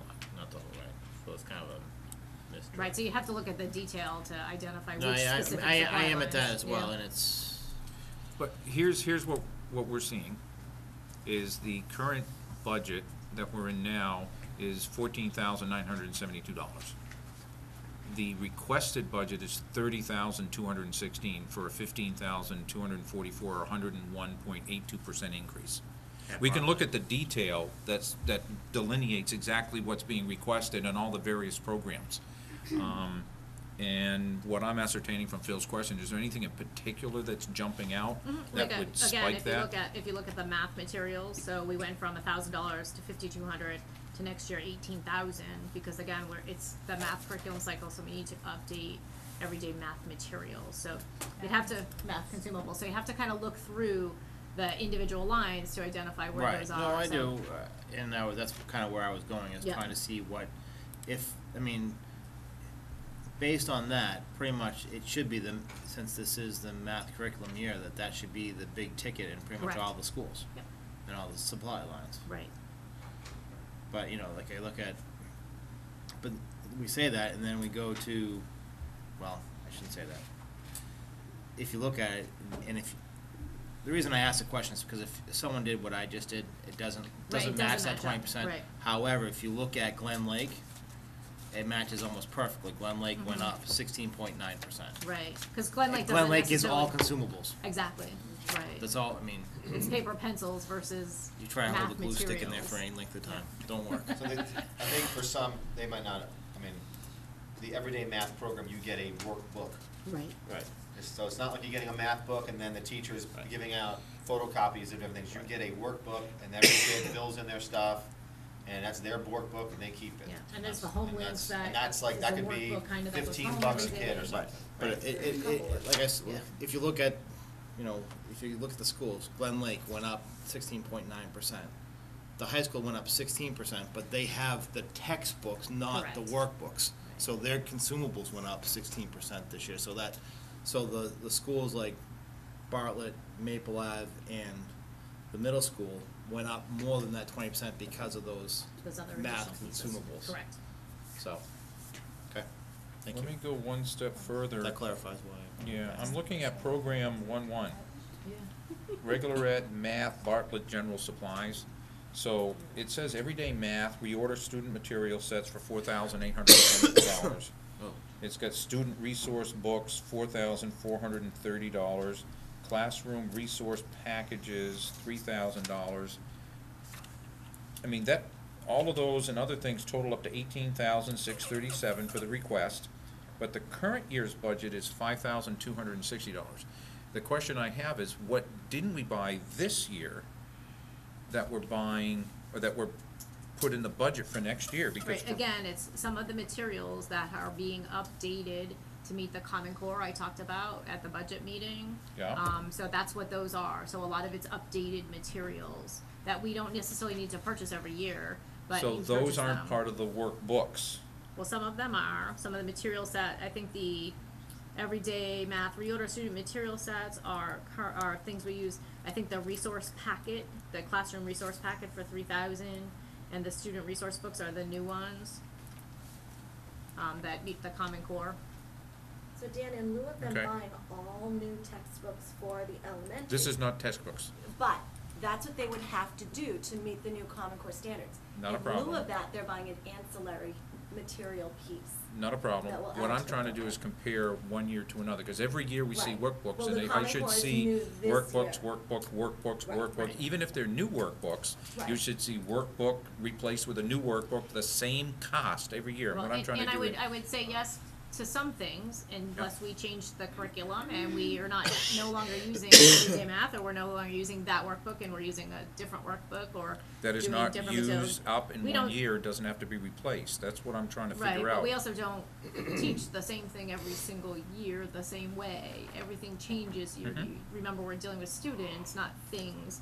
And so we may have 20 kids who need supplemental math, and so we may need to purchase more Number Worlds, which is our supplemental math program. So it depends on the number of kids, it depends on if we taught the same thing over and every year and this number was the same every year, I would be extremely surprised, because again, we're not teaching widgets, we're teaching kids, and we need to adapt to that. Understand, but you gotta see it from my perspective, where the increase is 13,500 from a base number of 5,260. So in effect, it's 2.5 times more, it's 3.5 times more, but 2.5 times more total expense, and I'm trying to reconcile that in my mind. Dan, can I just jump in? I bet you, Dave Bousquet would be able to tell you right now what, I mean, he would know off the top of Mhm. his, I'm not saying we know Stacy, but I'm just saying he would be able to explain it to you all. I can see it, I can read it. Well, I know, but to The- make, I mean, cause I'm looking at it too and I'm thinking, I don't really understand what that means either, so I mean, I think there probably is an explanation that. I'm sure there's stuff that they're looking for that they don't have in the cabinet today. Right. And what I'm looking for is an idea of what that is. And I Cause I think know I we're just told going you what that math, but was. that's textbooks. And I would expect for consumables or general supplies in my mind are those things that last a year. And you have to replenish. And that may not be the correct interpretation for Right, it's general also based on supplies. cost. Right. Say that again, It's also please? based on cost. So if it's under a certain, I think it's $75, if it's under, sorry, so these are, like the teacher resource books are $21, $22, that's a supply, that's not that's an equipment. Mhm. Oh, no, I'm not looking at Yeah. equipment, I'm just general supplies themselves. Right, but 'cause you're all asking of the why different is it under there, categories. right, 'cause No, it's just the cost. categories, I'm trying to define a category to get an idea of consistency. And looking at an increase in a certain particular line, you ask the question, what's happening? And Yeah. what I had heard around the table was conflicting in my mind. I heard, well, they're workbooks and we have to buy them every year, so I asked the question, which ones are the workbooks that we have to buy every year? And which ones are not? And those are new stuff. How long is that new stuff gonna last? That's what I'm trying to get a base. I'm not saying whether we need them or not, I'm just trying to get an idea of what it is and And where it is. that's one of the things I've talked about when this committee sometimes has looked at historical data and expectations that the historical number should fall and stay the same. Because again, we're dealing with changes in curriculum, we're changes in instruction. For some of these things, historical data doesn't work. For example, this is a classic area where we're upgrading for math, so we need to purchase things, and then likely next year we'll go back down. We're not expecting to spend $18,000 on that line next year because we'll have purchased stuff, it should go back down. Will it go back to 5,000 or 1,000? It'll probably be somewhere in the middle because we may have higher numbers of kids, lower numbers of kids. The price of the workbooks might go up, it might go down, we might get a sale, you know, there's lots of things that happen. We might have technology, so we'll Right. possibly move to a point where we are purchasing less consumables and doing more web-based. The prices won't go down. You still gotta buy the licenses. I know, Yeah. I know. It's just less paper. But you can buy building Not less licenses. price. You Yeah. can buy building licenses as opposed to per pupil licenses. No, I know. So, Further questions? Did you have anything else there, Bill? No, I was asking for Okay. more for the general populace. That's fine. Anybody else? Couple Tom? questions. Sure. Do you know what our last year's budget committee budget was for the school? Do you have the number? If I pull it out of my history, I could get it. So Why? just approximate. I was just curious what the difference was between what they're Okay, operating. I can and what- answer that after. I'm looking for Stacy, for questions for Stacy at the moment. Well, it kinda goes with it, but, Okay, while you ask the question, I'll look it up. all right, last year in the 2011 budget that we did, how many smart boards did you want? I think the number was it 10? Last year we bought 20. But originally you wanted 10. I think the request. The request was 10? 10. Okay, yeah. And then you ended up buying 20. Yep. Do you know how much that total cost was for 20? Off the top of my head, no, they're about $6,000. Well, you could look, we budgeted $128,000, so it was around that. So about 128.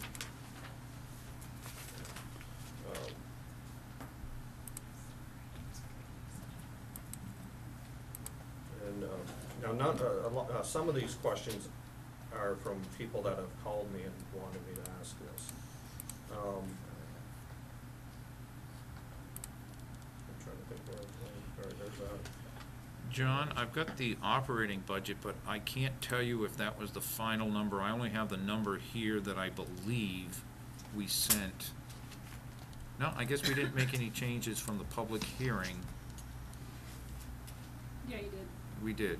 You added about $987,780. Yes. Okay, so what I believe I see is $36,085,268. Okay. Yeah, I see the motions here, on 124.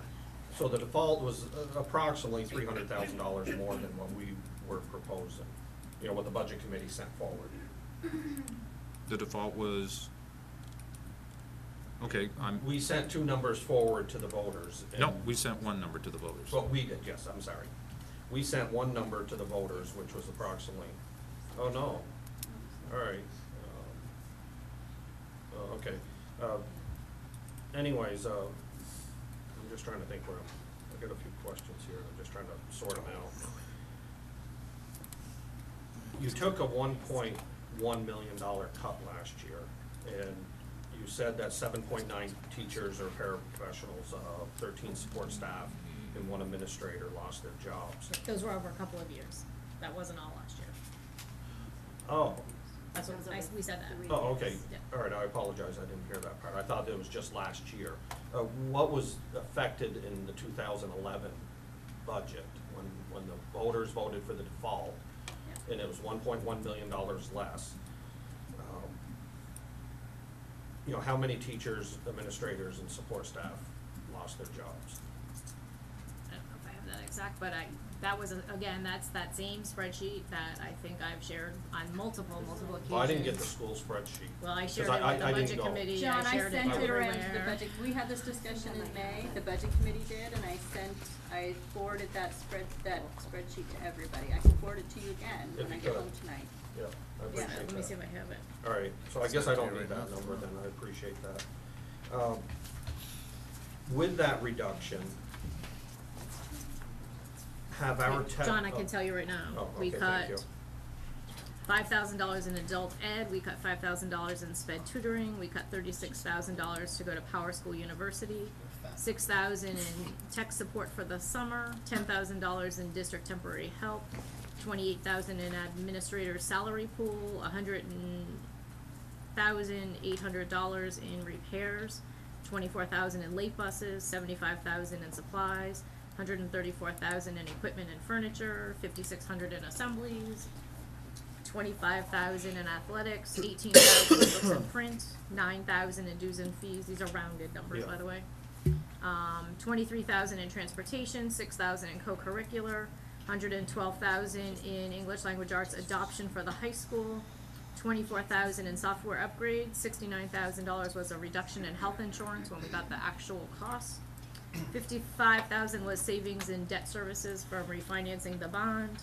We reduced 1 secretary at the high school. We reduced 4 para educators, and 4 teachers were paid out of a grant as opposed to the budget to reach the total dollar amount. Oh, all right, and you'll send that to me? Yeah. Okay, thank you. It also, it's the same file has the reductions made for the For $622 in additional retirement expenses that the district expected to have to pay. Okay. So All right. there'll be 2 pages. Yep, all right, and then, from the 2010 year to the current 2011, have our test scores of our children gone up or down? Our test scores at Goffstown High School are fantastic. They've absolutely gone up over the years. I think we're ranked, oh, hold on. Yeah. Did you go to the all-day, John? I did not. Cause it was in the spreadsheet. Yeah, and I The didn't get a PowerPoint, spreadsheet. I mean, the PowerPoint. you know. Yeah, I didn't get one of those. You know, I wanna get I'd like them that one, correct. but Um, I just haven't requested it They're yet. on our website. In writing, we ranked, I believe it's 7th in the state. In reading, we ranked 2nd in the state. and What in- was the 7th, was math? Writing, Oh, right. in math, we ranked, it's hard to read on here, 4, 5, 6, 7th in math. And in science, we ranked 7. Well, so our kids are doing good. They are, absolutely. That's the Great. question, why does it cost so much? Do They got a prorated version of that. And on the amount that was left over They would that, be paying. at the end of the 2011 year, I believe, or was it, what was that $400,000? Where'd that come from? That's left over? I think you turned it over to the selectmen. Unreserved fund Yeah, balance? reserve Yes. fund balance. Oh, Yeah. 40 hours. And how much was that? Was it the 400? No. End of 2010, That's 2011? what the 2010 budget? Yep, it was $584,000 Oh, in 584. actually in expenditures. 325,000 of it was saved in out-of-district special ed tuition costs. So we developed programs in district to cost save.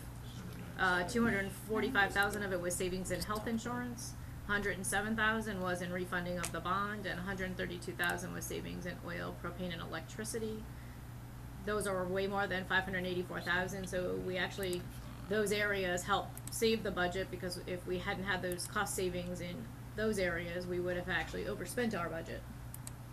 All right, so it was about 584,000. All right. And you have to return that money, is that correct? Correct. And that went to the town? Mhm. And do you know what the town did with it? To offset taxes. Right, it offsets the tax rate. 100% of it? It goes right back to the taxpayer. Because I okay, all right, I'll bring that up. The The school school is not doesn't get to allowed to keep it. hold. Yeah, I know the school can't keep that. Neither can the town. The town cannot keep the school, whatever the school does. It's completely separate. So when it's sent back, it went back to the tax, that's why our That's how the taxes went down. calculation works Okay. for setting the tax rate. Yeah, No. all right. And then just one last one if I'm open. After that. Oh, okay. That's right. Oh, okay.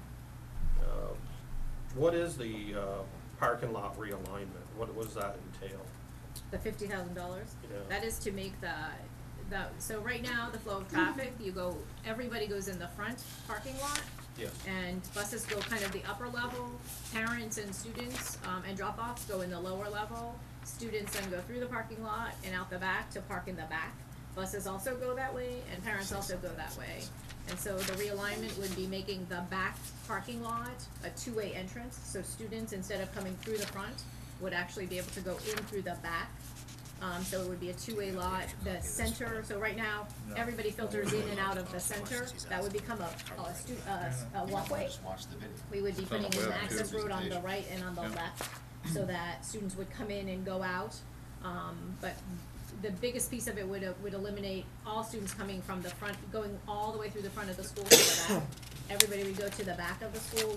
We would also alleviate traffic on Wallace Road going into the loop, so that just right now, when you pull into the front parking lot with parents dropping kids off, and then kids being in that line as well as teachers going to park, it obviously backs up, and so our hope is that by putting two-way in the back, right now it's just one way out. Yes, Putting yes. two-way in the back, that it would allow traffic to ease in both directions. It would also create a safer environment for students walking and driving.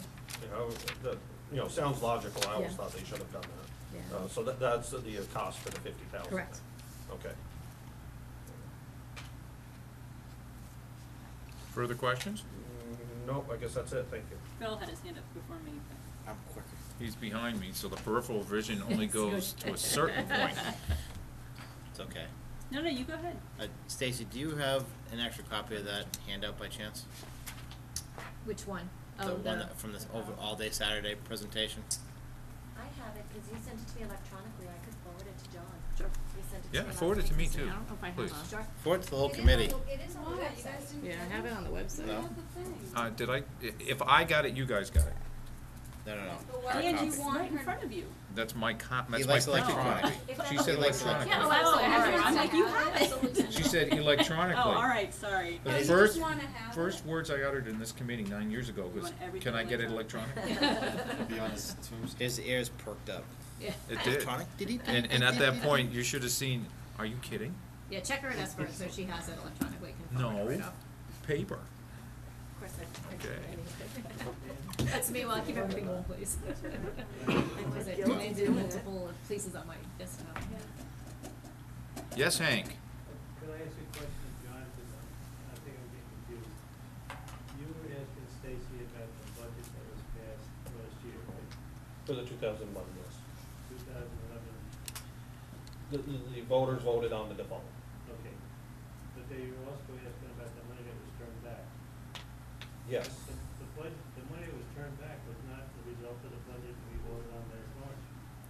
Correct. Correct, it was the 2010 budget. Yeah, I was understand that. Yes, yeah. I just wanted to know if that was the 2010, if that's where the money came from. Well, actually, there was about 600,000 and a little bit, 626, that came from turning back. Yes. Not the 2 million. The extra 1.5 was that revenue discussion we had on Tuesday. Which he had, I'm not going down that road again at Which the he was moment not without a here white for. ball. What? he had left earlier, he missed that discussion. Oh, Yeah. Elizabeth? Last year, in the budget deliberations, some members of this committee made a motion, passed a motion to reduce 14 administrators. It was never really discussed, that money was restored at the deliberative session, but the whole idea was never really discussed. Unfortunately, neither of them are here tonight to discuss it. But I still think it would be, I know that there are people out there who think that we could have lost 14 or 5 or 3. I wanna know, I guess my question is, do we really need all these administrators? Absolutely. If you walked into any school, you would not see administrators hanging around. Every one of them has a function, every one of them has a job, every one of them is busy. I think they work, you know, if you go to the high school, Frank is in that building at 6:30 in the morning, 7 o'clock in the morning, and he's there till 10 o'clock at night, and he's not sitting around drinking coffee. They have functions, they have roles, they provide the supports to teachers, they provide the supervision and evaluation to ensure that instruction is happening and that it's effectively happening. Our curriculum coordinators make sure teachers have the resources, they make sure they're following the curriculum, they make sure teachers are doing a good job in the classroom, so they're in our classrooms all of the time observing, making sure they're following. So for example, at the elementary schools, Mary Claire's in our buildings, looking at the reading streets, making sure teachers are doing that with fidelity. We want to ensure that. Our Dean of Students are providing the consistency and behavioral expectations that we want, so that 6 administrators aren't doing a little bit of everything. The Dean of Students provides one consistent structure for behavioral expectations. By state law, we have to have a principal. You have to have an assistant principal for every 500 students. We have to have a guidance director, so there's legal requirements for having administrators. They have a very important function within our schools. I mean, they provide the leadership. As I remember the motion, it was mainly focused on the high school, with maybe a little bit at the middle Wasn't school. it, I thought it was guidance counselors and administrators. It could have been guidance counselors and They don't have administrators. 14 administrators at the high school. No. Oh, gosh, no. Well, I mean, there's no administrators at Glen Lake, I mean, there's a principal, and that's it. Right. And That's an administrator. Maple That's Ave an and Bartlett, administrator. But that's administration. Yeah. well, no, but I mean, that's it. Yes. I mean, you can't get rid of the principal, I mean, You can't. so I mean, as I remember, it was mainly focused on Mountain View and the high school. I just think that this is something that, you know, maybe we should discuss. Yeah. At the time, it seems like I remember there was, something about guidance counselors that the student ratio to guidance counselors was already low. And that it could be higher. Right, I mean, the state has requirements for how many guidance counselors we have in our schools, so that's all state driven. They also drive whether we have a guidance director or not. So those things are out of our control, you're saying? Right, the required number are, absolutely. I Okay. mean, if you go to the DOE website and you Google guidance counselors, it tells you exactly how many you have to, Well, there's different numbers for middle school and high school. let's and rephrase that from, elementary. because I heard something that could be construed twice. The ratio of students to guidance counselors may be a state edict from the Department of Ed. It's a minimum standard. But we are not at the maximum, nor do I believe we're close to the maximum yet, are we? The number of the ratio of student to a guidance counselor. We're at the maximum. We are at the max right now? I don't know, I guess I'm not understanding what the actual question is. You said for every 500 students, you need 1 assistant principal. Correct. That's the maximum. You can, if you have That's the 500. That's the minimum standard. If you have 500 students, you need a principal. If you have But I'm- 501 students, you need a Okay, principal and minimum an standard, assistant. maximum amount of students for that to happen. Right now, for every guidance counselor, we haven't reached the maximum number of students per guidance counselor that would require us to have another guidance counselor.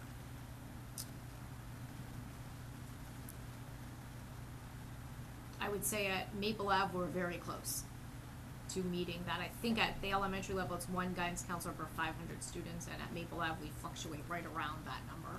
Okay, I believe but at the high elementary school is where we had the most of the Yeah, guidance. the high schools, yeah, because the high school guidance counselors do the largest. Bulk of what you would- Diverse kind of jobs. Yes. Yeah, everything from counseling to career and college planning. But also that student ratio to guidance counselor is a lot closer than at the elementary level.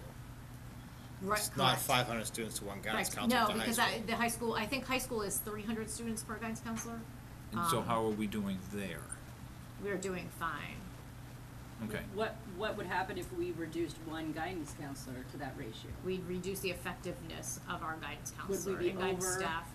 but would we be, well, we'd obviously be Yeah, closer. I'd have to look, yeah, we'd be Well, closer, I'd have to look. we We'd be get- closer, I but don't- I don't think we'd be over, and I think that's where I wanted to make sure that the facts were out there, not to try to sway the conversation about the effect of Right. it yet. We can talk about that as two different things, but the legality of it versus the consequences of it. Right.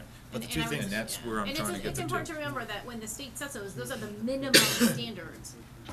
It's the Correct, minimum the of what maximum we number have of to have. students per guidance counselor. Right. But we've asked for student count at schools per grade, and we've asked for staff per school. Right, and I don't remember getting an electronic. No, we just asked asked for, for we it. just asked for It was a staff piece and we of asked for the paper. students last on Tuesday. Yeah, So, and I guess, when we get that, we can look at it, we can do the calculations ourselves. If we knew it was Exactly. 300, we could take a look at that. I guess, can I ask for additional information on that? Stacy, can you Yep. just verify those numbers for us, the student ratio to counselor and student ratio to administrator? I know you're saying it's If they're- 500. Yeah, but Can you just yeah. verify those numbers for us? Yep, so you want the actual, what the DOE requires? Yes, please. And one of the reasons why I wanted to make sure 'Cause that will we're help the there discussions. 2 years ago, we were told we had to hire a director because we Correct, we hit have like 10 or 9.5 or more 10 or more. I think the And- requirement is if you have 10 or more guidance counselors, you have to have a Right, guidance we were at director. 9.5 and we had to add an extra 0.5 at one of the schools. And we said, what would we do if we could get 0.5 off at the high school? And when we look at that right now, that's something, there's the facts and there's the consequences, and that's where I wanna look at both. So I guess we've already talked about the administration at the middle school, because you're asking, this proposed budget asks to reinstate one of them. So obviously, you feel that the administration at the high school needs another administrator. The middle school. The middle school, Yeah. sorry, and could not withstand any cuts because you wanna go the other direction. Right. Can we talk about the administration at the high school a little bit? And, can you give us kind of an overview of what? Yep, so we have, a principal, an assistant principal, a dean of students, a special ed facilitator, and a curriculum coordinator. Also housed at the high school is the, guidance director, but that's actually a district-wide position, And then 10 guidance counselors? not at the high school. No. I think the high That's school has district-wide. five. Oh, that's district-wide, we It needed did- that, Yeah, it's okay. all schools, yeah. Okay. Okay, so the principal and the assistant principal, I think everybody's pretty familiar with that concept. The dean, you're saying that's handling all discipline? Yep. And the high school, earlier we talked about what positions we've cut, the one administrator was a second assistant principal at the high school that we had already just recently cut. So they used to have all this plus another Assistant assistant Correct. principal, okay. Okay. Is there anything else? If Yeah, we're trying to get a handle on this. the high and- school, those administrators, it's, it's a lot of work, they're busy. Again, I would say there's not an administrator in our building who is twiddling their thumbs, they are busy doing their jobs. If you walk into any of the schools, tag them for the day, follow them for the day. On the same train of thought, let me work this through. I'm gonna put high school in one column, and I'm gonna put Mountain View Middle School in the other. Total number rough at the high school, total number of students, About 1,200, about 1,200, and at middle school, it's just under 1,000. just under 1,000, it was 980 960s or something, 980s, something like that. depending on the day. Okay, so at the high school, we have a principal, at Mountainville Middle, we have a principal. Yes. At the high school, we have one assistant principal, Yep. and at Mountain View, we have one assistant principal. Yep. At the high school, we have a dean, And at the middle school, we have a dean. and at the middle school, we have a dean. And at the high school, we have a curriculum coordinator, and at the middle school, we have a curriculum coordinator. Okay, At the high school, we have a special ed facilitator. At the middle school, we do not this year. okay. That's the position we did not fill. That's the one, right, it was budgeted but unfilled because you were looking at where you were gonna be able to pay, not because of the budget, but because of the retirement system, you said, Because I'm the gonna state leave it didn't fund unfunded. retirement. Right, okay. One question, point of order, whatever. The sheet that you gave us said Fill that in. Mountain View had What page is that on? 3. I mean, we're off by almost 100, so that's important, it's 10%. Yeah. It says 898 as of October 3rd, 2011.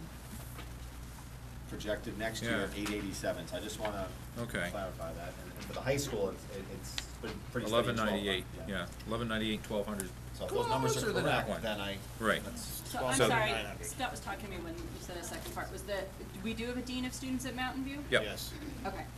The And only, that was a change we made 2 years ago. Yeah. We had 2 assistant principals and we realigned them because the structure at the high school worked so well to a dean of students, so that discipline, one of the concerns we consistently heard was that the dean is, that having multiple administrators do discipline, was difficult, that it wasn't consistent enough, so we hired one person to do all the discipline, and that was so the assistant principal became a dean, which is a lower paid position as well. Okay. And there is a curriculum coordinator at the middle school. Correct. right, So you're trying to get the sped facilitator. Facilitator back. Okay, and then they would have the same number of of administrators administrators. with 300 less Less students. students. But I'm also gonna throw out the notion that, we consistently hear about the issues at Mountain View and the concerns. You don't improve by cutting. You don't improve by reducing. It doesn't help anything. So I would just put that out there. That has been a consistent concern from the community, from people. You can't continue to improve if you're gonna continue to cut administrators and staff. You can't do it, it doesn't work. Well, and you've also been a year down one administrator, And and we you're recognize saying what that that it means. isn't working. Exactly, So you've tried it. yep. Okay. And it's not only the quantity of people, but it's the the- quality. Middle school's a tough And the age. effectiveness of it. Right. Exactly. Agreed. I saw Checker's hands first. Yes, that's fine. I'm wondering, without the sped facilitator at Mountain View this year, who is picking up the sped caseload? And what are the implications? Those IEPs are not met. We're holding ourselves out there for lawsuits left and right. We have teachers, the teachers do the case management and still provide the services. It's the, management of it, and you're absolutely right, because one meeting, so Jen Gillis, who's the assistant principal, is filling both roles. So all it will take is one meeting for her to miss or not be able to go to because she's dealing with something else, and a parent wants an out-of-district placement, and she's not there, that could cost you $150,000. I mean, special ed is one of those areas you have to consistently watch. You have to have somebody very knowledgeable about what they're doing, about the laws and regulations. If you look at the special ed state rules, it's a manual, the rules are probably 300 pages. Special ed is a pretty specific area with specifically defined regulations. You can sit in an IEP meeting and I've seen, that was what I did, was special ed. I've seen special ed teachers make mistakes that have cost districts $20,000 or $30,000 easily. So you need an administrator to oversee that area to make sure that doesn't happen. So in essence, it is a cost, but there's a cost to pay if it's not done correctly. Scott? I just wanna ditto the chair's comments in that, I've been in management almost 20 years, and sometimes it's the nature of the people doing the job, and if they're not doing a job, then you don't hire more people to do the job so I just wanna get off my chest and it's not an indictment on the current people there, but Yep. it is what it is. If we could, can I shift towards the SAU? I know the SAU is One not part of second. this budget. 1 second, but I think, No, I was just telling him to put his hand forward. oh, okay, I did see your hand too, see the hand forward.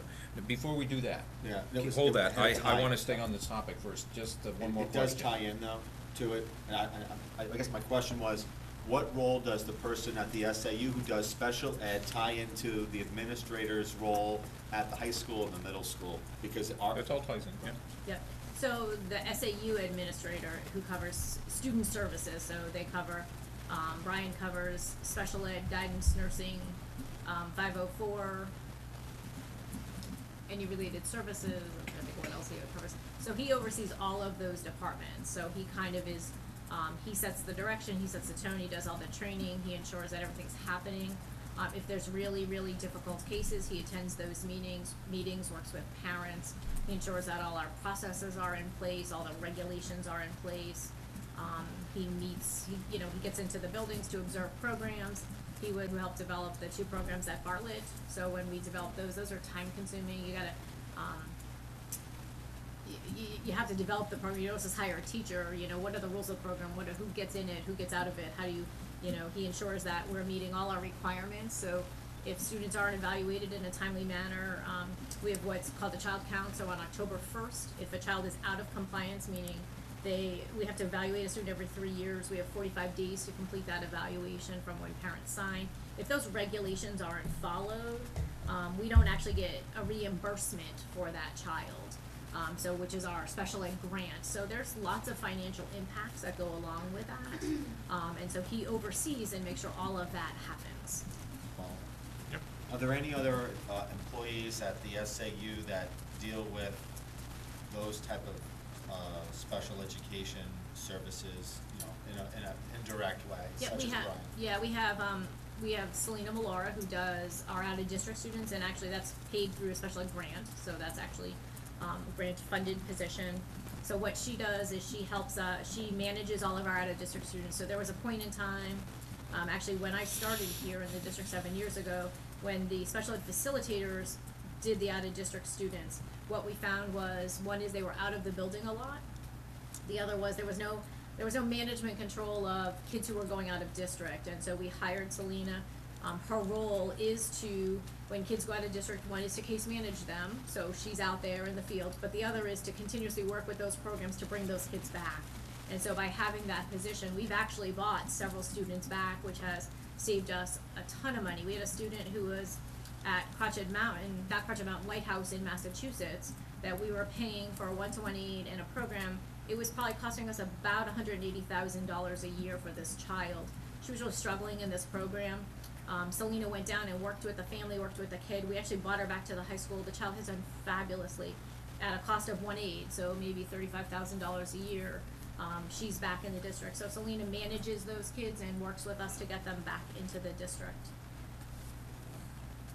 Yeah, Do have my hand up. go ahead, I have mine up too, but go ahead, same topic, Well, it has to do with the position that she just mentioned. that's fine. Selene says is funded through a grant.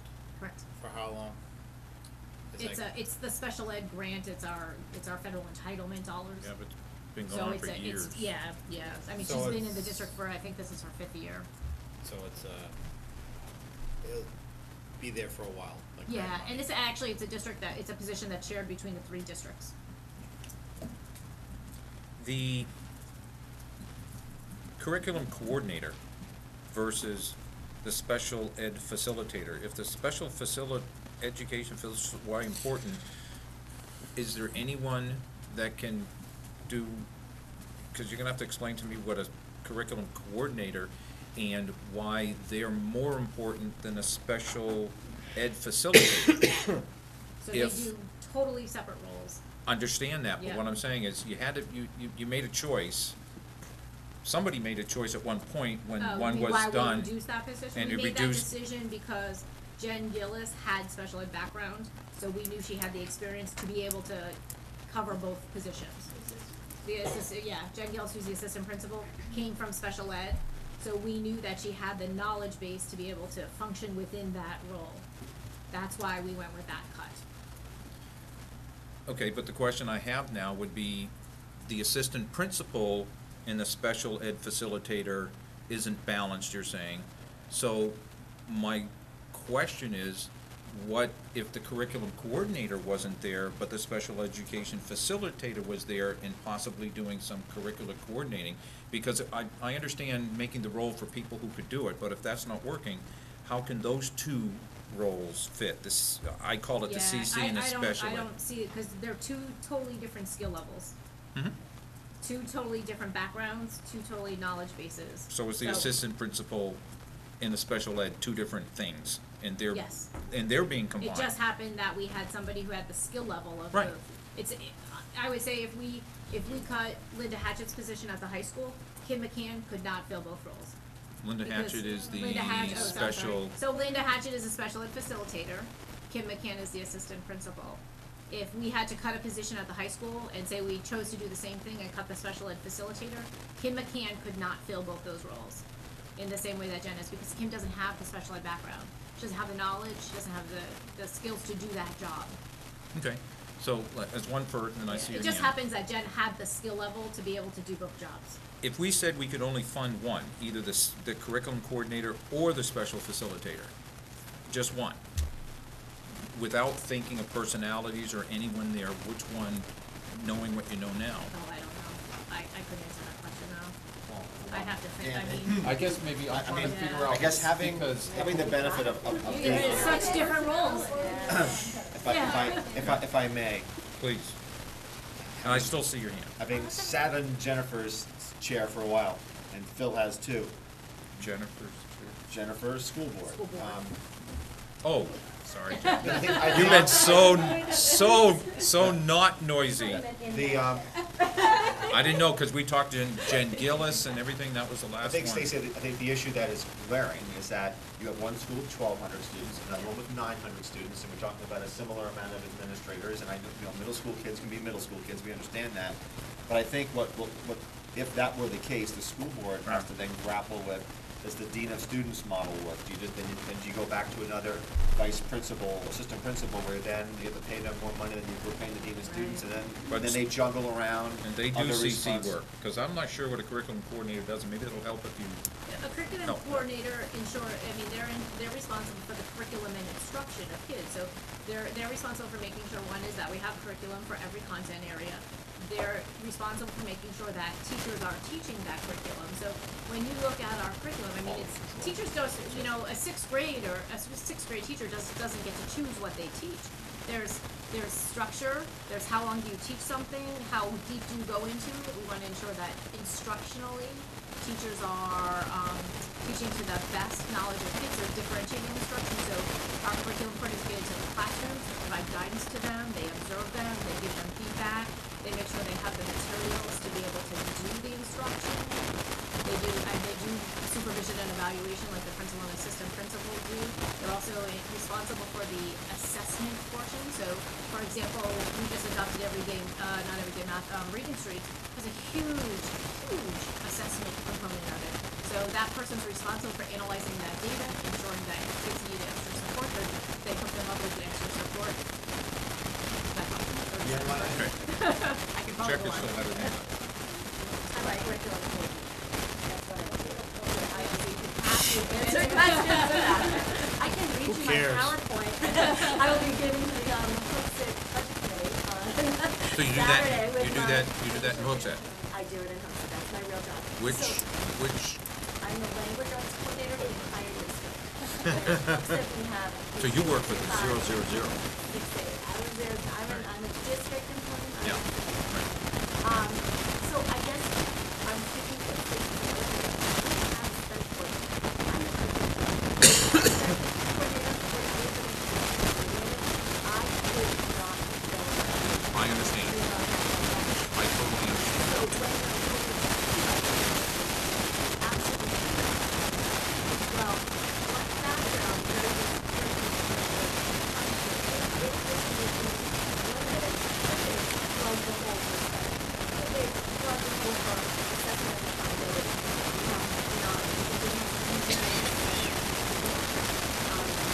Let me ask you this, so you're, the Hooksett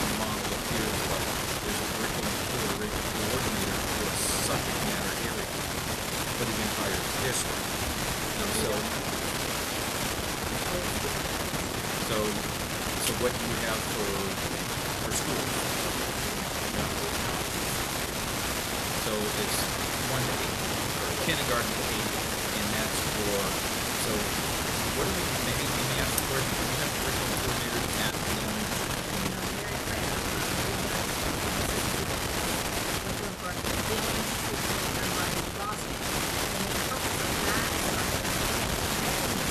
Right. The purpose of that is so that we make sure that all of our elementary schools curriculum is similar, so that when they all get to 7th grade, we have the same experience.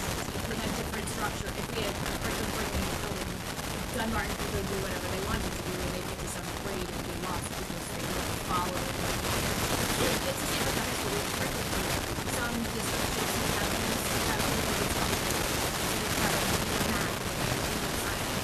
So Every school does it, so The high school has a curriculum coordinator role at 4 grades.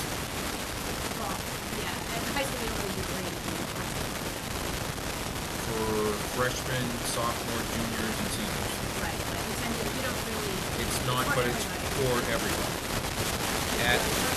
It's one person.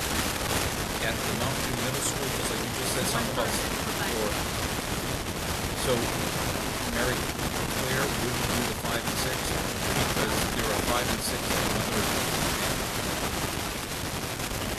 Well, I'm just, well, that's, but she does 5 and 6 for the other town as well.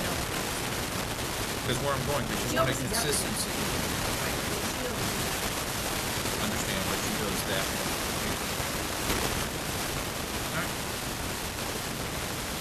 You were done. So, I want to go on the blank subject. How many professional staff, teachers first at Mountain View, roughly ballpark? We asked for that information. 75 or so. Okay. A And at the rough high, estimate. and at the high school? 100 and something. All right. I guess the reason why, I mean, I know a lot of people, maybe there are some people on this table or those watching think that the administrative end is a bunch of nonsense and crap and whatever, people might think that. But coming from the corporate America world where the average span of control for an employee is Absolutely. somewhere between, say, 7 and 12, and we talk about accountability, I mean, it doesn't surprise me in terms of this, and when you think that you need people to supervise the teachers who are supposed to be accountable to making sure that the students learn, and then you throw in all the other ancillary duties that they have to deal with, whether it be disciplinary issues but, you know, even in my own world, in my company, it's somewhere between 7 and 12 people, as that's what a person has. Is so expensive? What? No, it's an Well, aside. I mean, I we don't guess, wanna- you were in the military, and for people in the military, you have certain chains of command, and they have the same thing, you know, how much is in a platoon, and platoon command, I mean, so, I think we are looking for a certain degree of accountability to make sure that these things happen, but I'm just trying to look at comparing, what are we doing at the high school with X amount of Right. students, what are we doing at the middle school, and how best can we achieve Yeah. some degree of parity and And understanding I what think these the issues middle, are. the middle school, the biggest thing at the middle school is that age. That is the most difficult age. They are experimenting, they are out there, you know, they're gonna try everything. And so it is that age that you do need more, as you say, span of control. You need smaller class size. That's the age that everybody's gonna do what they can do. I mean, it's a tough age to work with. So I do think that it is reasonable to say that your staff or your administrator level may be higher at middle schools, just because of that factor.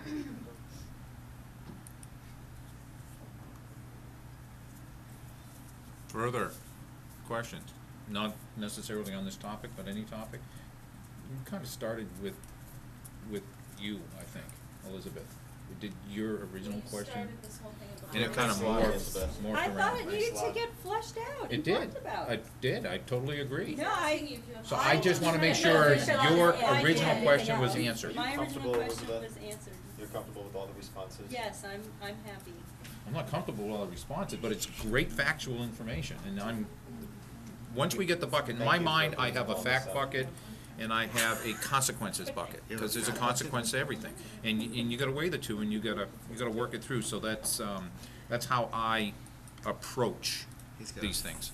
Let me know the facts, and then we can talk about what it does. I'm gonna see what Hookseth's budget is now. Yeah, we're very, It's very small. Set average per pupil. I have a question that may have been asked already, because I came in late, I apologize. Regarding, salary pool, you got an account number? one, Yep. 000? 000, function 2321, 119, 35,000. Yep. Why didn't that Is your come up? question Yeah, what why is didn't it? that come up? The question is, Can you read those numbers That's- again? Sorry. 000, 2321, 119, I'm not getting it. 000. It's administrator salary. It's a salary pool for administrators, because we don't, unless an administrator has a multi-year It's contract. 2410. We don't negotiate with administrators or offer salary increases until the budget is passed in March. That makes more sense. And so at that point in time, I bring recommendations to the school board for what that looks like, It's for not what their in any of the contract schools. should be. And so that's a No, pool of it's- money it's to all at use the for district. that. Yeah, no. So if you look at And that's within the where it shows, so budget, that's the good. salaries are all the same. If I really- So we need I would not wanna put a 3% raise on everybody's salary with the expectation that they were getting 3%.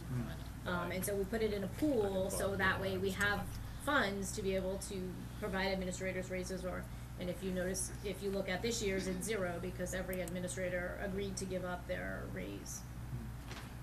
The question is if, so that, once that is allocated to a salary, that would increase that salary the next year? Correct. Yeah. And then the subsequent years, that would be like a standard? Yeah, and we've done it differently with administrators. A lot of times we'll do it a flat amount, so it's not a percentage off. So I think this year they didn't take raises, but the year before, I think it was like a flat $1,000 or $1,500, so that it wasn't, a percentage off of that. Everybody got the same amount, but yeah, so it does accumulate. But you do anticipate if that's there, that you're gonna use that, all that money? No, if it's No, not. we don't take that dollar amount and say, here's what we have to spend. Okay. I say, here's what I think this person earned, this person did a great job because of this, they should get a little bit more. But there would So- be a possibility that some of that money might be left over. Absolutely. I remember, didn't you say you had an SAU question, or was it Scott? I did, I asked it, that was about the special ed. Ah, I thought you were gonna go into the SAU budget. That's, okay. That's a done deal, kind of. Yes. Can we talk about that for a little bit? Go Can ahead. you- Well, can you I get it mentioned off, it, get it off the table now? well, we talked about it on Tuesday, I think. I don't The think we did. SAU's, whatever budget that the SAU board put forth a week ago, last week Yeah. sometime, okay? It cannot be modified by any of the budget committees in any of the 3 towns. It is what it is. There's no default for it, there's only a number, okay? And that's an RSA. So whenever we make any kind of motions, I cannot accept a motion to affect, the SAU line item budget either up or down. Is that because it's made by multiple? It's because it's state law, The it's in the law. doesn't- The law says it cannot be modified. Okay. The only way At it this can be, level. it is what it is. And it could have a default, but that requires other things to do by each of the towns and different All 3 towns stuff. have to All 3 towns have to vote to have a default similar to where the law says now you have a default for the school budget. But I would also add, so there was, prior to the board adopting that budget, there's a public hearing. Right. Yep, You it know, goes through the whole There's lots of process. process, so There was- it's not there was a- that people don't have a say in the budget. We had a chance to make motions and modify that at the SAU meetings. Yes, But once the number gets voted and gets to us, we can't touch it. correct. Correct. How well attended are those They're formal- not. Can you say the They're little? not, we actually had 2 public come in Dunbar, it I was said in how New well Boston this year. attended are the SAU board meetings? Put it this way. Hundreds When, come. when I went, hundreds, if you Well, that's multiply a me by 100. Well, they did, and I try to tell people, come to the meeting, we get. Twice as we many should as get that are 2 here people. tonight. Yeah, 2 people. we had 2 people come in New Boston. Whenever they at the had, public hearing. when they had the meeting, when it wasn't on the Tuesday and Thursday that we were meeting, I used to go. Yeah, I remember that. But it only, I'd be the only one. I'd be the only one. He was the only one. And There's sometimes and food. it's okay. I made public comments, but it didn't affect Actually, you anything. are right, there was food at I this. know. Yeah. That's great. You did make public comment, or you did? Oh, yeah, I did. I did, but it didn't mean anything. That's not All true. it did was go down on a piece of paper. It meant something. It And may then he, have. and then he ate a lot. I don't even think I actually had anything, because I was gonna say, why are we That's spending very money? short. Then I found out it was the other town that was paying for it, so, So then he came back. yeah. Yeah, that picnic basket was. Each town takes a turn. So, they aren't very well I attended. don't call him Dan Buffet Line for nothing. No one's ever called me that. Really? I don't even know what the word is, but. Buffet line. Huh? It was merged, buffet line. Oh, Get it? I do now. Yeah, that's, no, that wouldn't be one. Further questions in a serious nature? Okay, you know, because Joanne was sitting there, I forgot that she's actually taking down notes, okay. She hooks it too, yeah. They got the 2 hooks it. Yeah, I know, Doesn't realize that's, that. so, yeah. Further questions for Stacy? It's 9:21. We have a few things we need to talk about on Schedule. Tuesday. I want you to start thinking about this for our Tuesday discussion. We've got some tabled items which we may or may not get to. We have a discussion on our final meeting days. I want to get to you, and a proposal, because there appears to be a conflict for not a quorum, but quite a few. I have one question for Stacy before she goes. Yeah, go ahead. The 2 contracts.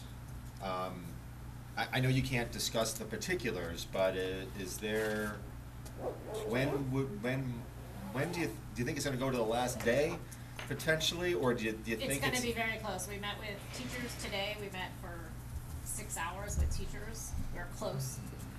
We have another scheduled session next week, Tuesday or Wednesday, for a couple hours. But I think they're both going to be, we're meeting with, actually, teachers must be Wednesday. We're meeting with support staff on Tuesday again. I do believe it's gonna be probably down to the wire. Okay. Oh, for your, let me see if I've got the calendar module. Is that I January have something? the public hearing, by the way, I've asked,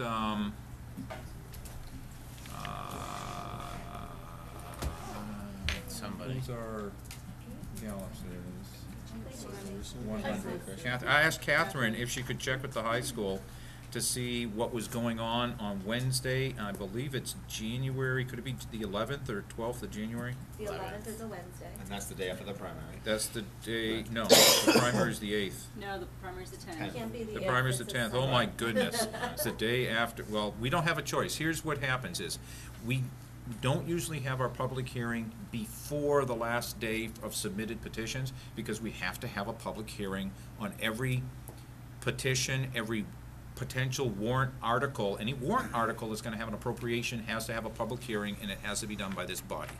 So I don't wanna bring you guys twice, so twice. The earliest we can have it would be Wednesday the 11th. We also have a snow day, and we have to have that done by the following Tuesday, I believe. I'm 17th. trying to make sure I have the right date. So I thought Wednesday the 11th would be a good day, and a snow day of the 12th. Do it. So they're checking for me now to see if there's anything going on in the high school. If there's a big basketball game or something like that, then parking is an issue, and we want to see if we can avoid that, or if there's something we can do. We're gonna do both We could do- towns, but we do Yeah, everything. yeah, everything. I've changed, over the last couple of years, we've done them both on the same night, rather than go twice, 2 nights, and that seems to have worked well. I mean, and this was done after the first year where the town, public hearing lasted 12 minutes, most of it presentation, and the school lasted about 9. It went very, very quick that year, because the school agreed with the budget committee, we all went totally together, the town agreed, we all went together, and that, I think it was 3 or 4 years ago. Usually you would have your regular meeting The following week on Tuesday. but now that you've moved your meeting. No, we haven't actually, we only moved them for this past summer. Oh, So it may not okay. be the second Wednesday. I have to talk about that as well, because Okay. after the public hearing, we have to come back together as a group to vote the budgets to send to deliberative session. And I believe there's a date due for that as well. And so we have to make sure we meet by that day, just to keep the process rolling. One other quick question. Yeah. So the technology thing is next Thursday. Do you really think we could get in and out of there in 45 minutes? Well, we're gonna I'm talk. not gonna guarantee that, because it's Yeah. not a Here's- presentation for That's you, not enough it's a community There's not, presentation, so. we're not gonna have enough time. If we have a problem with meeting on the 20th, okay, because if people have told me, and I've seen the emails, at least 5 of you who have indicated potentially 6, and I think that's enough for us to at least talk about it and reconsider. I mean, I know we have all had different times, except me, that we haven't come, but we've moved family plans and everything, which I have done. I haven't done things on Tuesdays and Thursdays. There was one time in 9 years where there was a kind of a family thing, and you guys decided not to have the meeting. So there's a potential for us maybe not even to meet that, because if you can't get here till 8:30, and that's if everything goes right, then we're talking 9 o'clock. Nobody's gonna wanna come at 9 o'clock after watching the kids. So, I would propose, and if you think about it, that we extend the hours we work next Tuesday and next Thursday, start at 7 and go to at least 10, I'm thinking more like 10:30. We got an extra hour on Tuesday, we got an extra hour on Thursday. You don't have to worry about the following Tuesday, and then we have a forever the following Thursday. Can I? That's a thought, think about it. Will there be food at our forever? No, because that's too much incentive not to get her done. I'd throw $5 on the table to buy food for everybody. I sent the email Mac and out. cheese.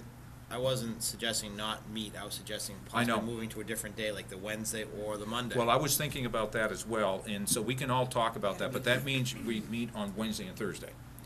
I particularly like On meeting, Monday and Thursday?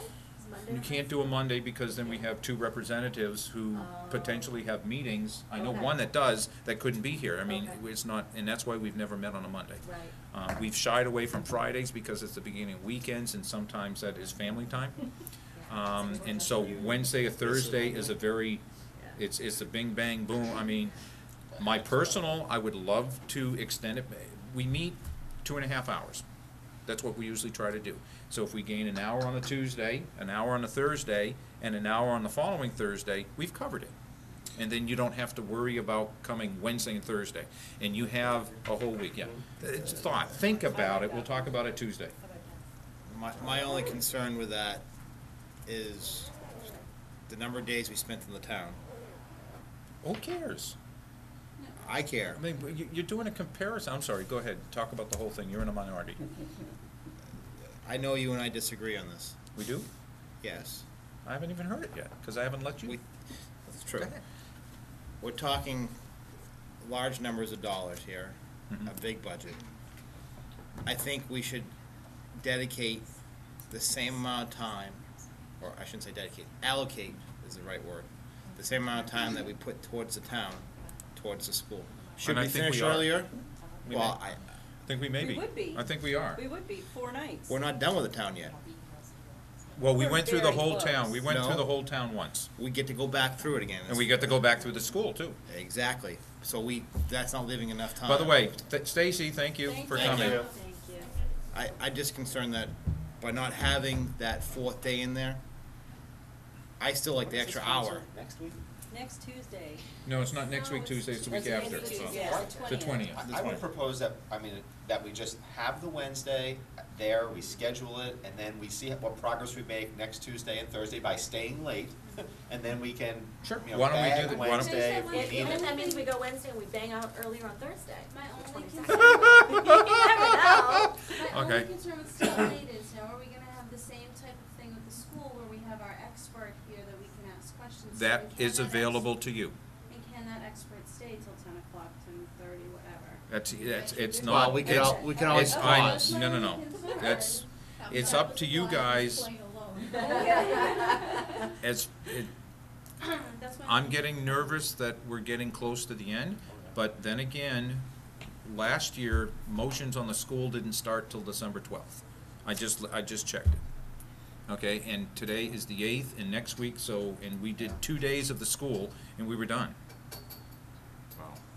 Yeah, the process wasn't through. We still have to talk, we still have to talk about how we want to approach the school budget and review it. Yep, And we can when do did- that. When we did it for the town, that Yep. took a half a meeting. Yeah, I hope it doesn't take that long. I agree, but I'm just pointing out stuff. So that we have a few days to think about it, do you have some quick thoughts on how you want to approach the school? School by school. Yeah. That may, okay, that's why I hear school by school, anything else? Because don't forget, some of the schools relate to all of them. But if that's okay, school by school works for me. We'll start with 000 though, the district-wide. Yeah. Okay, that works. That works. Um, Everybody okay with school by school? The other thing, I Okay, mean, that Dan- was easy. Yeah, I mean, is everybody okay with keeping Wednesday as a placeholder? And you know what, if We'll Monday find is, out on if Monday Thursday. is, You're not if gonna adjourn Monday yet, is a right? problem. You can't make Wednesdays. I cannot make a Wednesday, I can make a Monday, so it depends who you want. I sit mean, here. if we're having it Yeah. here, you know, and you're starting at 7, Yeah. I can scoot Okay. back and forth if there's an important vote. But, you or know, something. Monday's not guaranteed, I'd have to call them and see if I can change mine. You know what I'm saying? So, Can't do Mondays.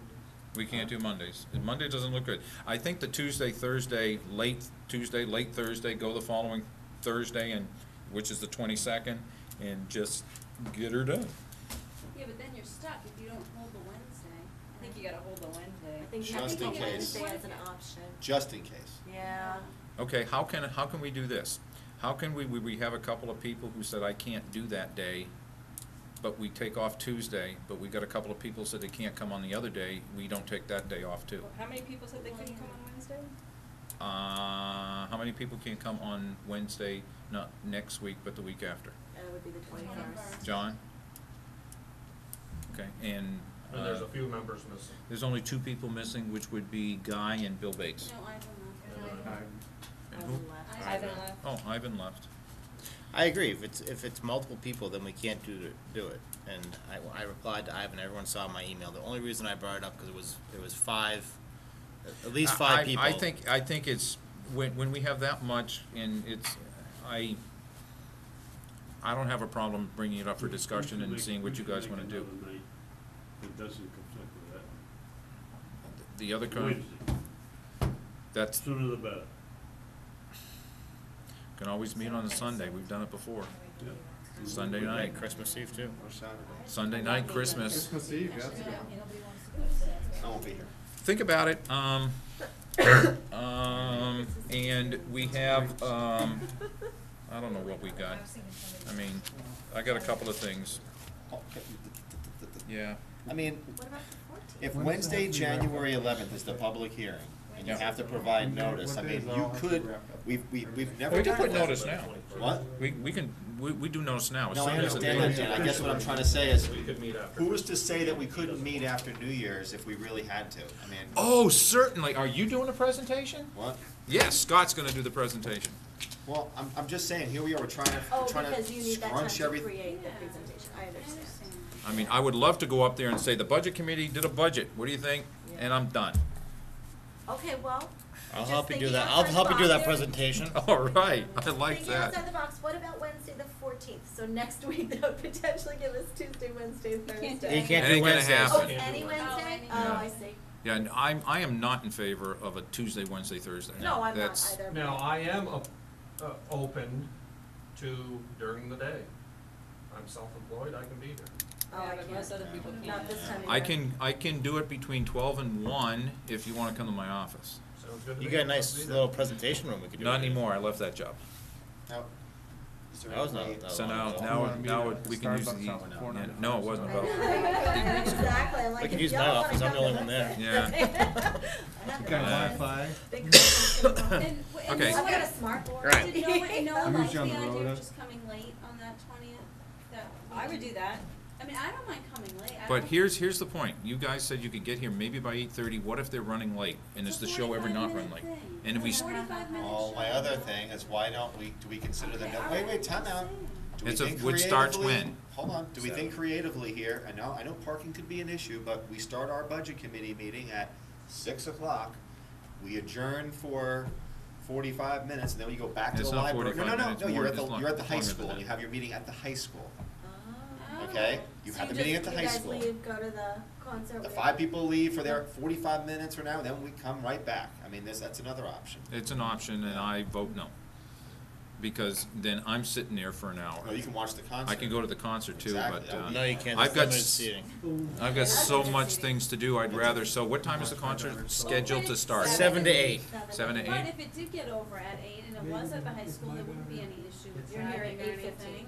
So we get to meet for what, an hour?